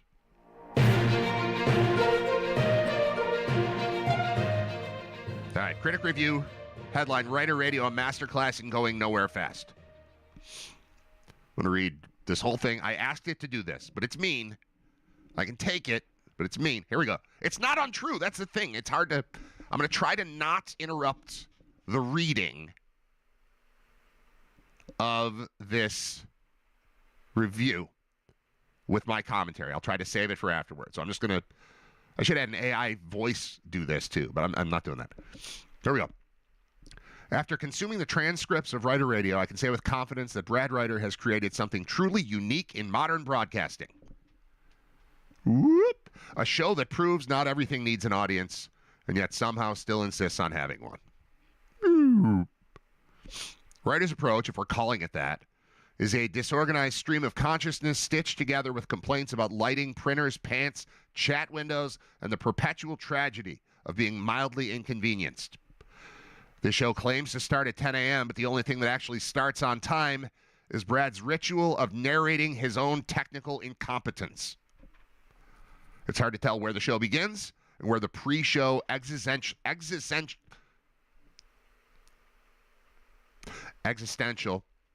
spiral ends. For a program nominally about sports, you'd think there would be, well, sports. Instead, listeners are treated to long digressions about contact lenses, old printers, improperly illuminated faces, pajama pants, and how he might or might not brush his teeth before leaving the house. When the Bills do appear in the discussion, it's usually as an accidental pivot from a rant about slippers. The pacing is a marvel of inefficiency. Writer circles every topic like a nervous raccoon pacing around a garbage can, occasionally dipping in for a point before somehow emerging with a new tangent about Spotify Wrapped. Nothing is ever resolved. Everything is something we'll get to, only to be never gotten to. As for voice, yeah, he has one. He uses it to tell us how little he has prepared, how broken his equipment is, how wrong the callers are, how confused everyone remains about the simplest playoff scenarios, and how, shockingly, he still hasn't printed a show sheet. It's the first radio show that could genuinely be replaced by the sound of a guy sighing at receipts in a Walgreens parking lot. Could this show ever be a hit?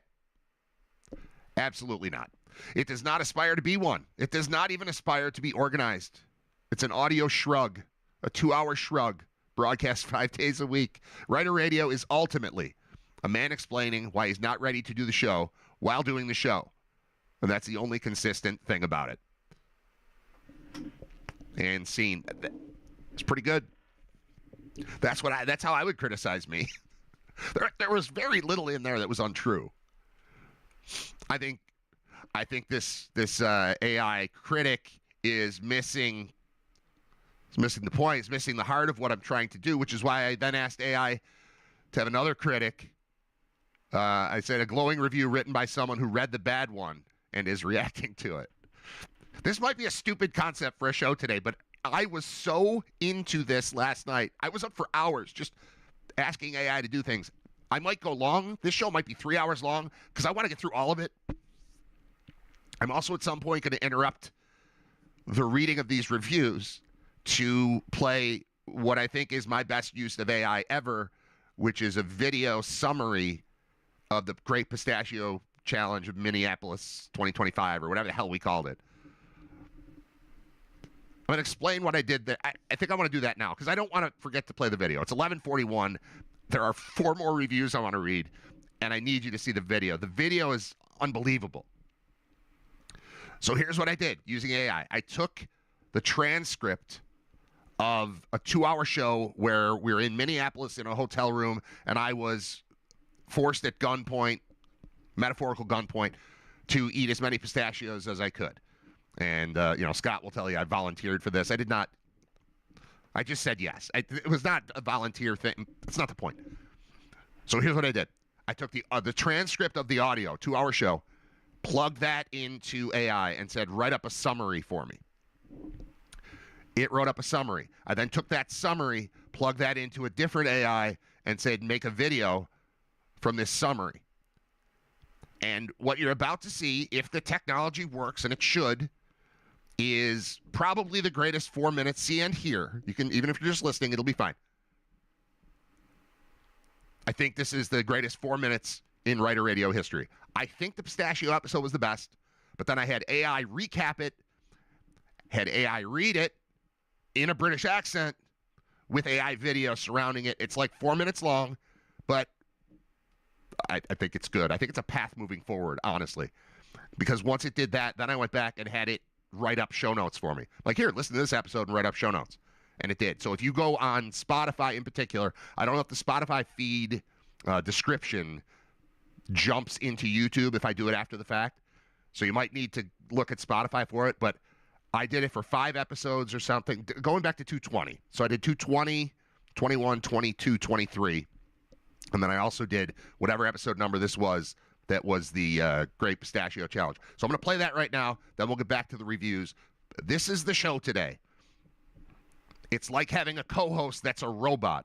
When I was much younger and doing radio shows, we had a thing called Lamar the Supercomputer. I made it up. Now Lamar exists. I would ask Lamar ridiculous questions. He would give me ridiculous answers. We would play them. Lamar is real, except I'm using him for different things. So I'm hoping this works. If it doesn't, I'm going to be angry. But even if it doesn't, we'll just do recaps. Here's the world premiere of the AI-generated, but it's not just AI. Like, I did all the stuff. I told it what to do. I did the show, and then it's a recap. Just watch the video. Watch and listen. I hope it works. Part 1 of the Minneapolis episode just don't is have audio. I'm pure gonna fade it back beauty. here. We'll be fine. I'm going to fix the audio. That's the one thing I forgot to do, is tell it that we need the monitor on. Monitor and output on. Okay, that should fix it. Let's try again. Part 1 of the Minneapolis episode is pure, beautiful chaos. Joking about how wildly different this is from what they studied in Geneseo in the 90s. This is leave your room and stay in bed broadcasting. They're crammed into a Minneapolis hotel room with a janky audio setup, mystery feedback, and 3 broadcasters plus a producer, all talking over each other, while Brad... There you go. You get my face again. This is the technology thing that the AI critic was complaining about. Where's that audio? Why is that audio not playing? The video does not work. I mean, it works, but it's so much better with the audio. Oh, I love this video so much, and I want it to play for you. All right, if I do settings, why would that not Got the video, but not the audio. Maybe I'll just go back to reading the reviews, and we'll do this later. You're going to want to see this video. It was fine with audio, you're telling me? Really? Okay, so I just can't hear it. All right, I'm just going to play it then, and I'll watch and know when it ends. Not sure why I don't hear it, but that's okay. If it's playing for you, that's all that matters. Okay, here we go. Part 1 of the Minneapolis episode is pure, beautiful chaos. It starts with Brad and Scott joking about how wildly different this is from what they studied in Geneseo in the 90s. This is leave your room and stay in bed broadcasting. They're crammed into a Minneapolis hotel room with a janky audio setup, mystery feedback, and 3 broadcasters plus a producer, all talking over each other, while Brad obsesses over how terrible he sounds in his headphones. The chat says it sounds fine, but Brad's spiraling, trying to play music, juggle mics, and host a show while also plugging Coors Light as the sponsor of their UB post-game hits, and previewing Bulls Gophers as a potential Big Ten upset. Over all of that hangs the Pistachio Challenge. 339 pre-shelled Wegmans pistachios, counted by Scott and his son, to beat the official record of 338 in 8 minutes. Except Brad has insisted he can do it in 5. Scott and Paul treat it like a sporting event, breaking down handful math, joking about Brad swallowing nuts whole, and reading increasingly horrifying pistachio health warnings off Google: fiber, kidney stones, self-heating, possible death. Brad, already rattled by the tech, melts down further when a scheduled guest, Bob, calls right in the middle of it. He briefly bails to the bathroom to regroup, while Scott and Paul do color commentary on his mental state, like it's a road game with multiple false start penalties. By the end of part 1, they've decided. No more overthinking. Scott and Paul will handle the play-by-play. Brad will lose the headset, sit at the table, and when the clock starts, it's just him, the bag, 5 minutes, and 339 pistachios. Part 2 picks up with full-on event mode as the room turns into a makeshift arena for the Pistachio Challenge. Scott and Paul hype it like a pay-per-view fight, counting out the 339 nuts, breaking down strategy, and clowning Brad for fussing with music and timing. When the countdown hits 0, he goes in with big handfuls and quickly discovers the real enemy isn't the volume, it's the salt and dryness. His mouth turns to cement. The chewing is way slower than he imagined. The laughter in the room keeps breaking his rhythm, and the lingering paranoia about the audio mix never leaves his head. At the 5-minute mark, he's nowhere close. They stop the clock, count the leftovers, and discover he only managed 132 of 339, leaving 207 in the bag. Just enough for a listener named J-Man to nail the exact remaining total in the chat and earn eternal bragging rights. What follows is a full-on post-game show for a failed stunt. The chat roasts him. Scott calls it a bigger loss than a UB defeat. Brad apologizes to basically everyone he knows. Buffalo, Amherst, my wife, my kids, my parents, and tries to frame the list of reasons as explanations, not excuses. Overconfidence, bad timing, the salt factor, the broadcast anxiety, the room full of funny people. The crew pivots to the next challenge: a dozen Krispy Kreme donuts in 8 minutes on the Kent State road trip, while openly wondering if anyone will still believe him. To end on something lighter, Scott runs the Hallmark movie game, fooling Brad twice with absurd but real titles like Murder, She Baked, and Timeless Love, before they finally wrap. Brad sweaty, humbled, but still hosting. The guys heading to the Mall of America, and everyone resetting their hopes on UB Minnesota and the redemption arc of the Krispy Kreme Challenge. Part 1 of the Minneapolis episode is pure, beautiful chaos. Right, so it starts with Brad and Scott joking about how wildly different this is. Okay, video, there we go. Audio, we should be good. So if you guys heard that, donuts were fine. Don't knock the donuts. I did fine on the donuts. The Krispy Kreme Challenge was good. So that video, I think, is the best of what AI can be for this show. So now I actually wrote down last night my repeatable formula for what to do when the show ends is edit the video, put the video on Spotify and YouTube, then use the transcript from Spotify to create show notes in ChatGPT. Then turn those show notes into a video, which is a recap of the previous show, saying if you missed Writer Radio episode 224, you missed this. And then we put that out into the world, and then hopefully that starts churning people. I think this could be a thing. I mean, it took a while on that one because, honestly, there was so much dialogue in the 2 hours of radio because we had 4 people in the room. There was so much dialogue that I couldn't do it in one chunk. I couldn't cut the whole thing. So it was broken into 2 parts and then pasted together, so it took longer. But I really think this could work. And, I did it for...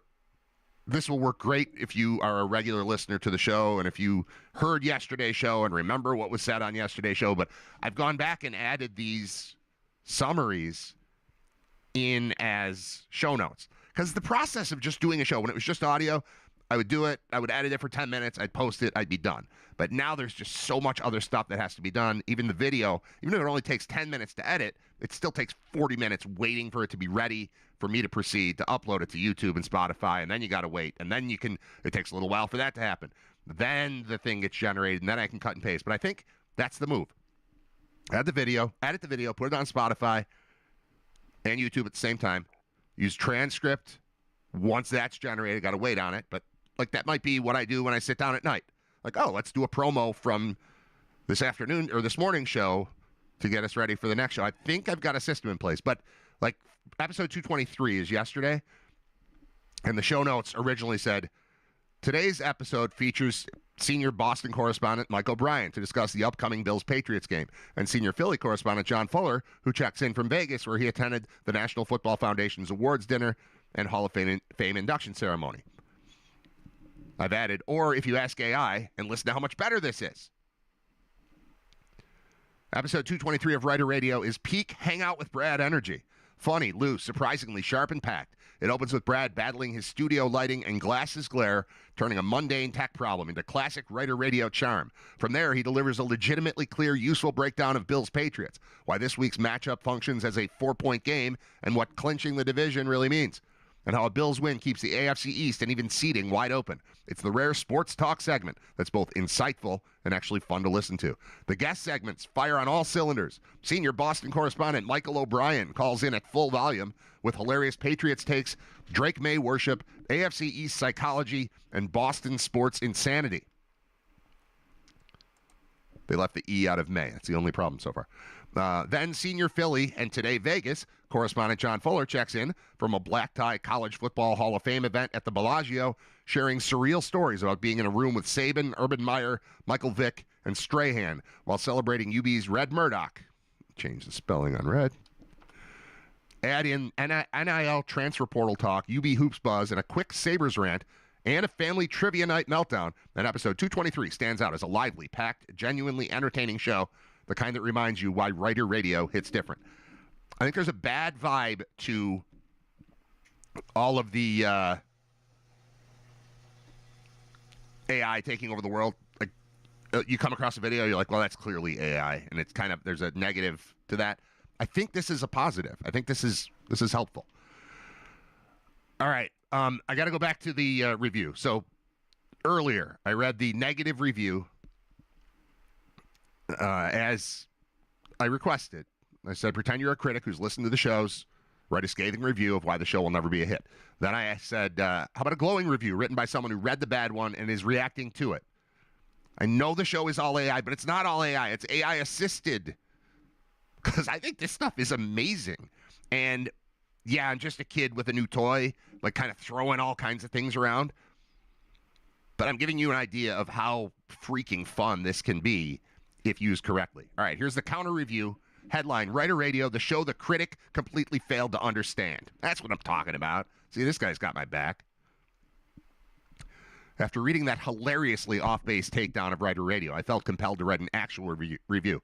One from someone who gets what Brad Writer is doing and why people keep showing up for it. The previous critic complained that the show is disorganized, self-deprecating, and occasionally sidetracked by printers, lighting, pajama pants, and the chaos of everyday life. Yes, correct. And that is exactly why this show works.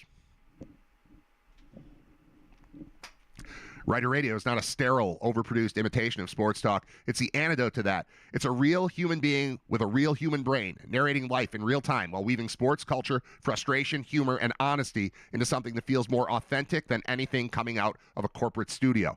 The critic mocked Brad's tendency to think out loud, as if that isn't the entire appeal. People don't tune in to hear a perfectly outlined monologue. They tune in because Brad lets them inside the thought process. That is intimacy. That is connection. That is radio at its best. And for all the snark about tangents, here's the truth. Brad always finds his way back. His detours are not mistakes. They're the charm. His so-called rambling is actually what makes listeners feel like they're hanging out with a friend, not being lectured by a sports bot. Oh, the irony. The critic wanted a machine. The audience wants a human. That's why the critic feels lost and listeners feel seen. Or heard. Listeners feel seen is a weird phrase. Sorry, I'm not supposed to do that. I'm supposed to just read it straight. As for the complaint that Brad spends too much time troubleshooting on air, honestly, that's part of the magic. Every light adjustment, every printer meltdown, every contact lens confession is an invitation to witness the reality of making a show alone in a room. It's raw, it's funny, it's relatable, and it's entertaining in a way polished shows never achieve. Writer Radio isn't about perfection. It's about presence. It's about a host who brings you into his world, frustrations and all, and still manages to deliver thoughtful sports insight, genuinely funny observations, and a sense of community that most podcasts would kill for. If you want predictable talking points, Google literally any syndicated show. If you want honesty, warmth, personality, and a host who actually likes his audience, you listen to Writer Radio. The critic may have heard the words, but the listeners, we hear the voice. How awesome is that? What a nice thing of this generation of robots that's taking over the world. What a nice thing for them to say about me. There are several more reviews in here. I don't think I need to read all of them. They're all awesome. I kind of want to, but I also asked AI to write the open for my show today. I didn't end up using it. The idea was I was just going to read it and then ask how much did that actually sound like me, because they weren't my words. But I decided to just save it. I'll let you in on it and let you judge, knowing I didn't write it. So we got a few examples of it writing in my voice earlier, but this was a full-on, I told it, I'm going to talk about my conversation with you tomorrow. Can you write the intro for me talking about you? Or me talking about talking with you? It gets very meta. It gets very confusing. All right, here it is. Episode 2. So I said I plan to start episode 224 by describing my experience in using AI to write reviews of Writer Radio. Then I'm going to share the reviews, write my 5-minute opening monologue. So I don't think it's 5 minutes long, but here it goes.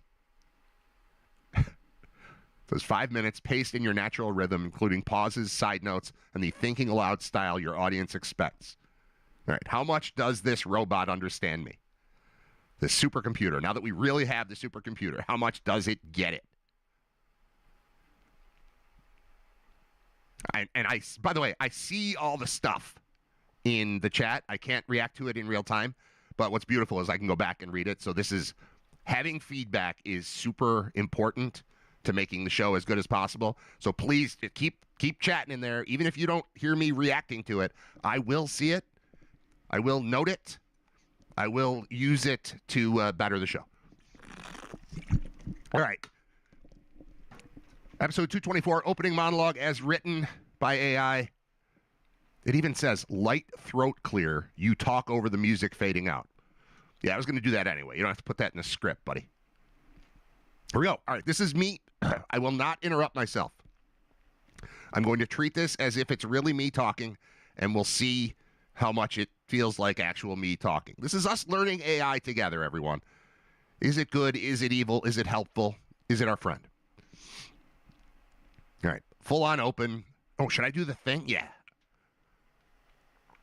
Should I play the open? It'll take too long. Do, do, do. Oh, I can play the song. Do, do, do, do, do, do. Do I have it? I don't even have it here.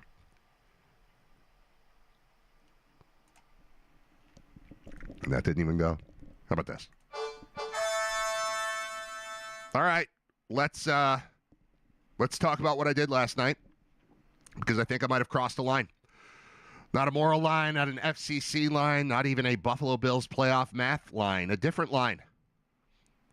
I think I may have finally become too self-aware about this show. So, and this is real, I asked AI, actual artificial intelligence, to write reviews of RITER Radio. Not because I'm desperate for validation, not because I'm trying to get hired by ESPN or NPR or a shadowy podcast conglomerate with a warehouse full of ring lights. No.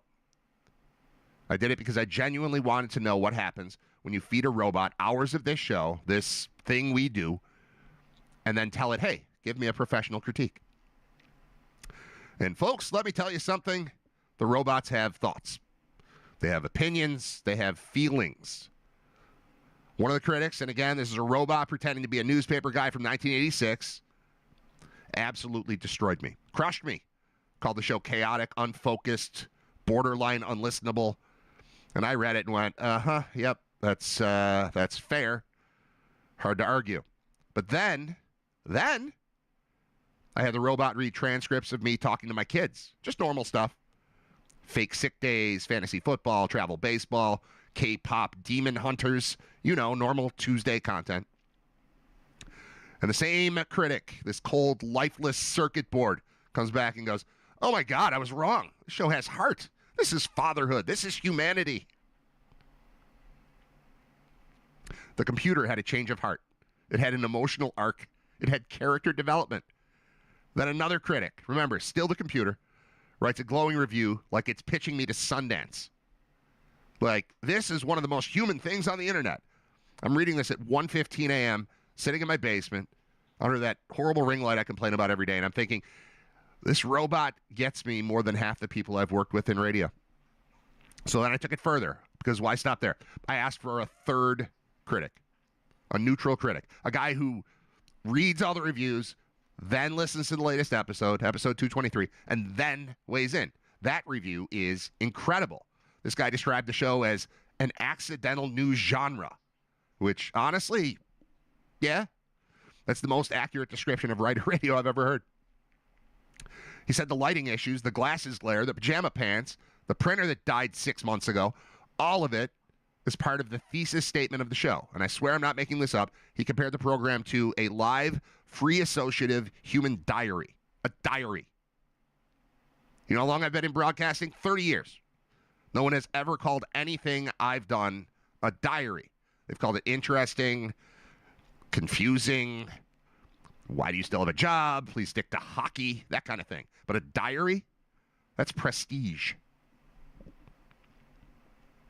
So today I'm going to read you these reviews. I'm going to share them with you because they're honestly too good not to. Some are brutal. Some are glowing. Some sound like they were written by a guy who lives inside a CB radio. But all of them, and I cannot believe I'm saying this, all of them kind of understand what the show is. And what the show is whatever comes out of my mouth at 10:03 a.m. Eastern because I couldn't fix the printer in time. So let's do it. Episode 224, we're starting with the robot critics. Let's peel back the curtain on RITER Radio according to the machines. And if any AI developers are listening, yes, I will accept a sponsorship. Let's get weird together. Okay, that entire thing was written by AI, and it's close. I don't love all of it. But I like a lot of it. I had it pull quotes from the critics to do a promo where like they flash as newspaper ads. This is how I'm using it. I'm letting you inside. I plan on growing this, and like this, I think this is a part of it. I think that video, that pistachio video, is something. And I think that can be done for every episode or some episodes, once a week. I don't know. There's still so much more here. Critics Carousel, pull quotes, YouTube Shorts. There was one other thing in here that I wanted. I think it's the fifth review. Fifth review would have been up. How about this? Just quotes. These are 15 quotes from the 5 reviews, rather than reading all of the 5 reviews. So, again, to recap, I fed several scripts into AI. I said, give me a scathing review. Rip me. And it did. It's like, you're rambling. You talk in circles. You're an idiot. Fair enough. Then I had the second one, read the first one and listen to the transcripts, read the transcripts, and then like me and criticize the critic. Then I played an episode where I brought my kids on, and then I had each of them rewrite their reviews after rethinking it. And then I had a new one where there was the fifth one. This is so stupid. This is what I was doing last night. And you can get why I'm obsessed with it and why I've gone to, that's all I've talked about today, except for when Bob was on. The fifth review was new listener, only knew of the show from what he had read previously by those other two reviewers, and then listened to an entire show and then reviewed that show. I'm going to do that one, and that will be the last thing for today. I know today's show has been weird. I'm not going entirely AI. This is just, I thought, an interesting episode, a fun experiment, a good way to put it out there, like what I'm up to, what I'm working on. All right, let's see. If I type in fifth, will it find it? No. Review. All right, I've got the word review in here 112 times. So you're going to have to bear with me while I find the final one. Masterclass in going nowhere fast is fun. New review one. Third critic review. Third critic review. Updated after reading the transcript. Here we go. RITER Radio, a mess that somehow works, and I finally understand why people love it. Published December 11th, that's today. Here it goes. After reading 4 wildly contradictory reviews of RITER Radio, 2 attacks, 2 apologies, I finally sat down with episode 223, expecting to referee the dispute. What I didn't expect was that all 4 critics, even after revising their takes, were still missing the real story. Because here's the truth, now that I've read fully through the transcript of 223. Brad Ryder isn't hosting a sports talk show. He's performing a long-form, live, free associative human diary, and the fact that it's compelling at all is the real miracle. Getting better. Nose feels better. Throat hurting again, but I've been talking a lot. Let me walk you through it, because the preconceptions I walked in with were hilariously incomplete. Before listening, my expectations. From the first critic, I expected sloppy improvisation, too many tangents, no professional structure. From the second critic, I expected warmth, unexpectedly human moments, a show that wins you over by force of personality. From the revised reviews, I expected moments about Brad's kids that reframed everything. But what none of them captured, not even after rethinking their entire worldview, was how bizarrely intimate the show is, even when Brad isn't talking about his kids. Episode 223 shows this clearly. After listening, what the critics missed. Number 1, Brad begins the show battling his lighting like a man trapped in a hostage video. For nearly 3 interrupted minutes, the host of a daily broadcast debated ring light reflections, angle science, the elliptical hellscape of wearing glasses on camera. The optical hellscape of wearing glasses on camera, whether the audience wants to watch him insert contact lenses, whether hiring a new host named Steve would be easier. This is not a flaw. This is the thesis statement of the show. RITER Radio is what live streaming sounds like when the person actually lets you see the seams. No one else does this. Everyone else pretends the seams aren't there. That's the magic. 2, the sports talk isn't really sports talk. It's identity therapy. Brad breaks down Bills versus Patriots playoff math with the energy of a man explaining custody law during a mediation session. He's talking about seeds and tiebreakers, yes, but he's actually talking about living in Buffalo, carrying communal trauma, needing hope in manageable doses, wanting to explain it all clearly for his dad. This is not an X and O show. This is a Buffalo emotional flowchart with football as the interface. Number 3, the callers aren't guests. They're recurring characters in a very strange sitcom. Michael O'Brien, the Boston comic, enters like a man kicked out of 3 bars and immediately performs what sounds like a stand-up set delivered through a CB radio. John Fuller appears from Vegas like he's phoning into the show from a tuxedo, which in this transcript, he literally is. These are not interviews. These are What if Cheers had a radio tower? Pause for a second. That's the best line. I love that line. What if Cheers had a radio tower? They're not interviews. They're recurring characters in a strange sitcom.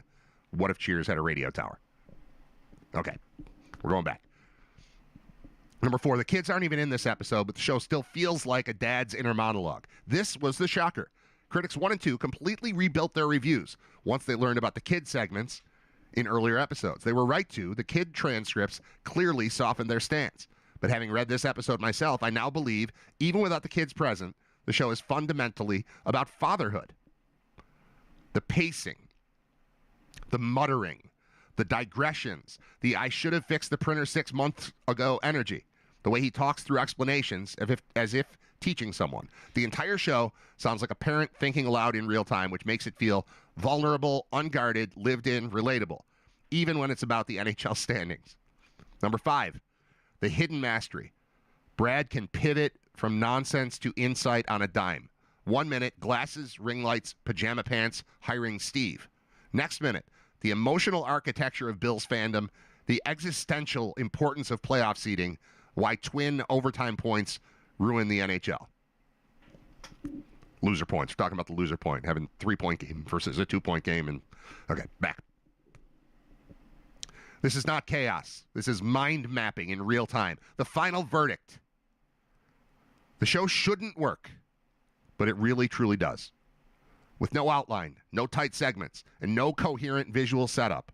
Come on. RITER Radio somehow produces an experience that is strangely addictive, emotionally honest, wildly unpredictable, and absolutely impossible to fake. None of the early critics had the vocabulary for this. It's not that the show is good radio or bad radio. It's that it's not radio at all. It's Brad Ryder as a medium. It's a guy who accidentally invented a new genre while fiddling with a ring light. In episode 223, filled with NFL math, duck boats, NIL transfers, trivia failures, and a philosophical treatise on answering your phone in the car, is the perfect proof. 4 stars out of 5. It's one of the most human things on the internet, maybe the most Buffalo thing ever recorded, and easily the weirdest show I now plan to keep listening to. How awesome was that?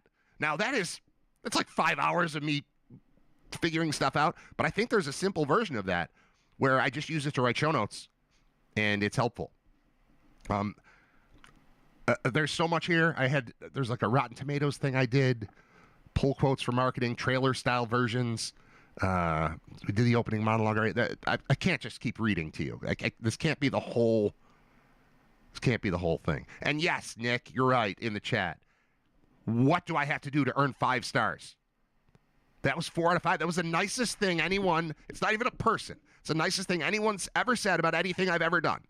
It got me completely. It understood all of my philosophies on what makes a show good and what makes this work and why this will succeed. And then it gave me an 80%. I got an 80. It's a B. B minus, even. If I had a 79, which, they don't do partial stars. They could do 4.5 maybe, but I mean, that's barely passing. 4 out of 5. Give me the 5, man. Quotes from the reviews. I had them ranked from worst to best. All right, I'll do this, and then I'll stop. If I can find it. Let me type in the word ranked. That'll show up there. Nope. Rank. All right, there's 6 appearances of the word rank in here. One of them's drank water. Where's Drake May rank? Cranking. Crank out. Prank calls. How about sort? Maybe sort. 16. There we go. Full set of 10 to 15 review pull quotes you asked for earlier, now sorted from most scathing to most glowing. All right, so worst to best, according to AI, how it felt when writing these things. I promise the show is not just going to be this all the time, but the show is just this today. All right, worst. RITER Radio feels like eavesdropping on a man pacing his basement, muttering about sports, lighting, and life with no intention of editing any of it. It's cruel, but it's true. I'm not editing it, aside from getting rid of music so that it will stay up on YouTube and Spotify. All right, 2. This isn't a show so much as an accident happening in slow motion. That's just mean. 3. A sprawling tangle of half-thoughts and digressions masquerading as content. Fair. 4. What I called messiness is actually texture. 5. I was wrong. The kid segments reveal the heart beating underneath all the chaos. 6.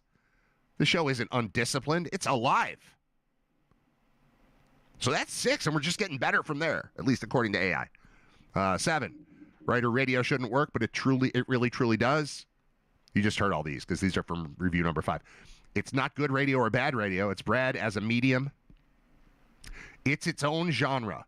Domestic comedy meets sports psychodrama meets accidental memoir. I don't remember reading that one. Number 10. What the critic dismissed as rambling is actually the intimacy that makes the show work. Number 11. Writer Radio is a portrait of real life unfolding in real time. Sports, chaos, parenting, and all. Number 12. Brad is the same person on air and off. The rarest thing in broadcasting. Number 13. It's the most accurate portrait of modern fatherhood that isn't trying to be a portrait of anything. Sure. 14. Authenticity is the format. And then 15. Messy, magnetic, real. The host's brain is the format. It says this one lands in the glowing tier, even though it's blunt, because it's ultimately praise. So the moral of the story is I have made friends with AI, and I think it's going to help the show. I'm going to close by playing the pistachio video again because I think it's awesome, and I would like to thank you for listening, participating, sharing, especially the new people that jumped into the chat. That's going to be a part of the show now. That's fully functioning.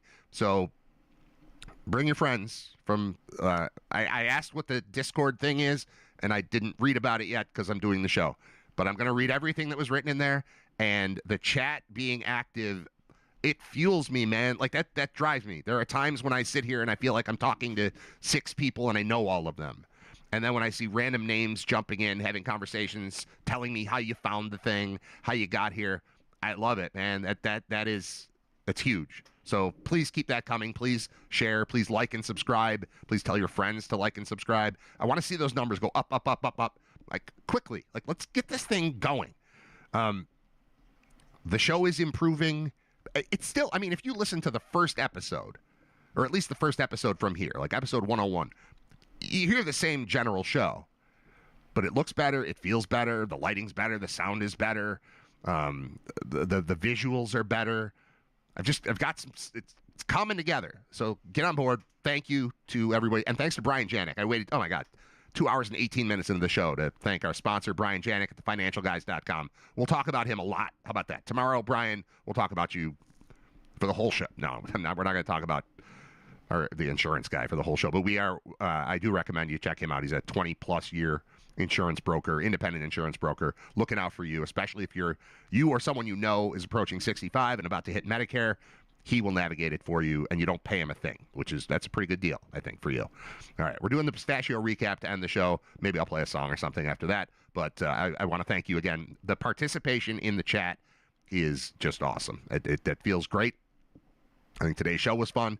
I think it's going to be awesome to take the transcript of today's show that was all AI and get an AI transcript. I'm going to let AI listen to what we just talked about. Then I'm going to use the transcript that it writes for me, that I'm going to put it in AI, that I'm going to ask it to summarize what just happened, and then I'm going to turn that into a video that's a promotion for it. It's getting it's all spinning and like eating itself. But that's where I am today for episode 224. Thanks for listening, watching, whatever you guys did, and participating and liking and subscribing and following and all that crap and sharing. All right, I'm going to stop. But we'll play the video again. And maybe I'll be able to hear it this time, but I don't think so. That stinks that I couldn't hear it. But I'm glad you could, because that's way more important. I already know what I said. And I can read the words on the screen. So it's fine. Bye. Part 1 of the Minneapolis episode is pure, beautiful chaos. It starts with Brad and Scott joking about how wildly different this is from what they studied in Geneseo in the 90s. This is leave your room and stay in bed broadcasting. They're crammed into a Minneapolis hotel room with a janky audio setup, mystery feedback, and 3 broadcasters plus a producer, all talking over each other, while Brad obsesses over how terrible he sounds in his headphones. The chat says it sounds fine, but Brad's spiraling, trying to play music, juggle mics, and host a show while also plugging Coors Light as the sponsor of their UB post-game hits, and previewing Bulls Gophers as a potential Big Ten upset. Over all of that hangs the Pistachio Challenge. 339 pre-shelled Wegmans pistachios, counted by Scott and his son, to beat the official record of 338 in 8 minutes. Except Brad has insisted he can do it in 5. Scott and Paul treat it like a sporting event, breaking down handful math, joking about Brad swallowing nuts whole, and reading increasingly horrifying pistachio health warnings off Google: fiber, kidney stones, self-heating, possible death. Brad, already rattled by the tech, melts down further when a scheduled guest, Bob, calls right in the middle of it. He briefly bails to the bathroom to regroup, while Scott and Paul do color commentary on his mental state, like it's a road game with multiple false start penalties. By the end of part 1, they've decided. No more overthinking, Scott and Paul will handle the play-by-play. Brad will lose the headset, sit at the table, and when the clock starts, it's just him, the bag, 5 minutes, and 339 pistachios. Part 2 picks up with full-on event mode as the room turns into a makeshift arena for the Pistachio Challenge. Scott and Paul hype it like a pay-per-view fight, counting out the 339 nuts, breaking down strategy, and clowning Brad for fussing with music and timing. When the countdown hits 0, he goes in with big handfuls and quickly discovers the real enemy isn't the volume, it's the salt and dryness. His mouth turns to cement. The chewing is way slower than he imagined. The laughter in the room keeps breaking his rhythm, and the lingering paranoia about the audio mix never leaves his head. At the 5-minute mark, he's nowhere close. They stop the clock, count the leftovers, and discover he only managed 132 of 339, leaving 207 in the bag. Just enough for a listener named J-Man to nail the exact remaining total in the chat and earn eternal bragging rights. What follows is a full-on post-game show for a failed stunt. The chat roasts him. Scott calls it a bigger loss than a UB defeat. Brad apologizes to basically everyone he knows. Buffalo, Amherst, my wife, my kids, my parents, and tries to frame the list of reasons as explanations, not excuses. Overconfidence, bad timing, the salt factor, the broadcast anxiety, the room full of funny people. The crew pivots to the next challenge: a dozen Krispy Kreme donuts in 8 minutes on the Kent State road trip, while openly wondering if anyone will still believe him. To end on something lighter, Scott runs the Hallmark movie game, fooling Brad twice with absurd but real titles like Murder, She Baked, and Timeless Love, before they finally wrap. Brad sweaty, humbled, but still hosting. The guys heading to the Mall of America, and everyone resetting their hopes on UB Minnesota and the redemption arc of the Krispy Kreme Challenge. Part 1 of the Minneapolis episode is pure, beautiful chaos. It starts with Brad and Scott joking about how wildly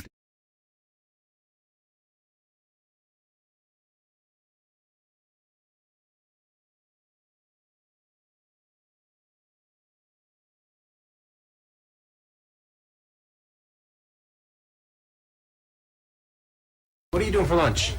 I don't know. I have a turkey sandwich. We're gonna go around the corner. I think you should come with us. This is a great place. Okay. We brought you a shirt. Will you get out of here? Will you get out of here? Will you? Now, will you go to lunch? Go to lunch. Will you go to lunch?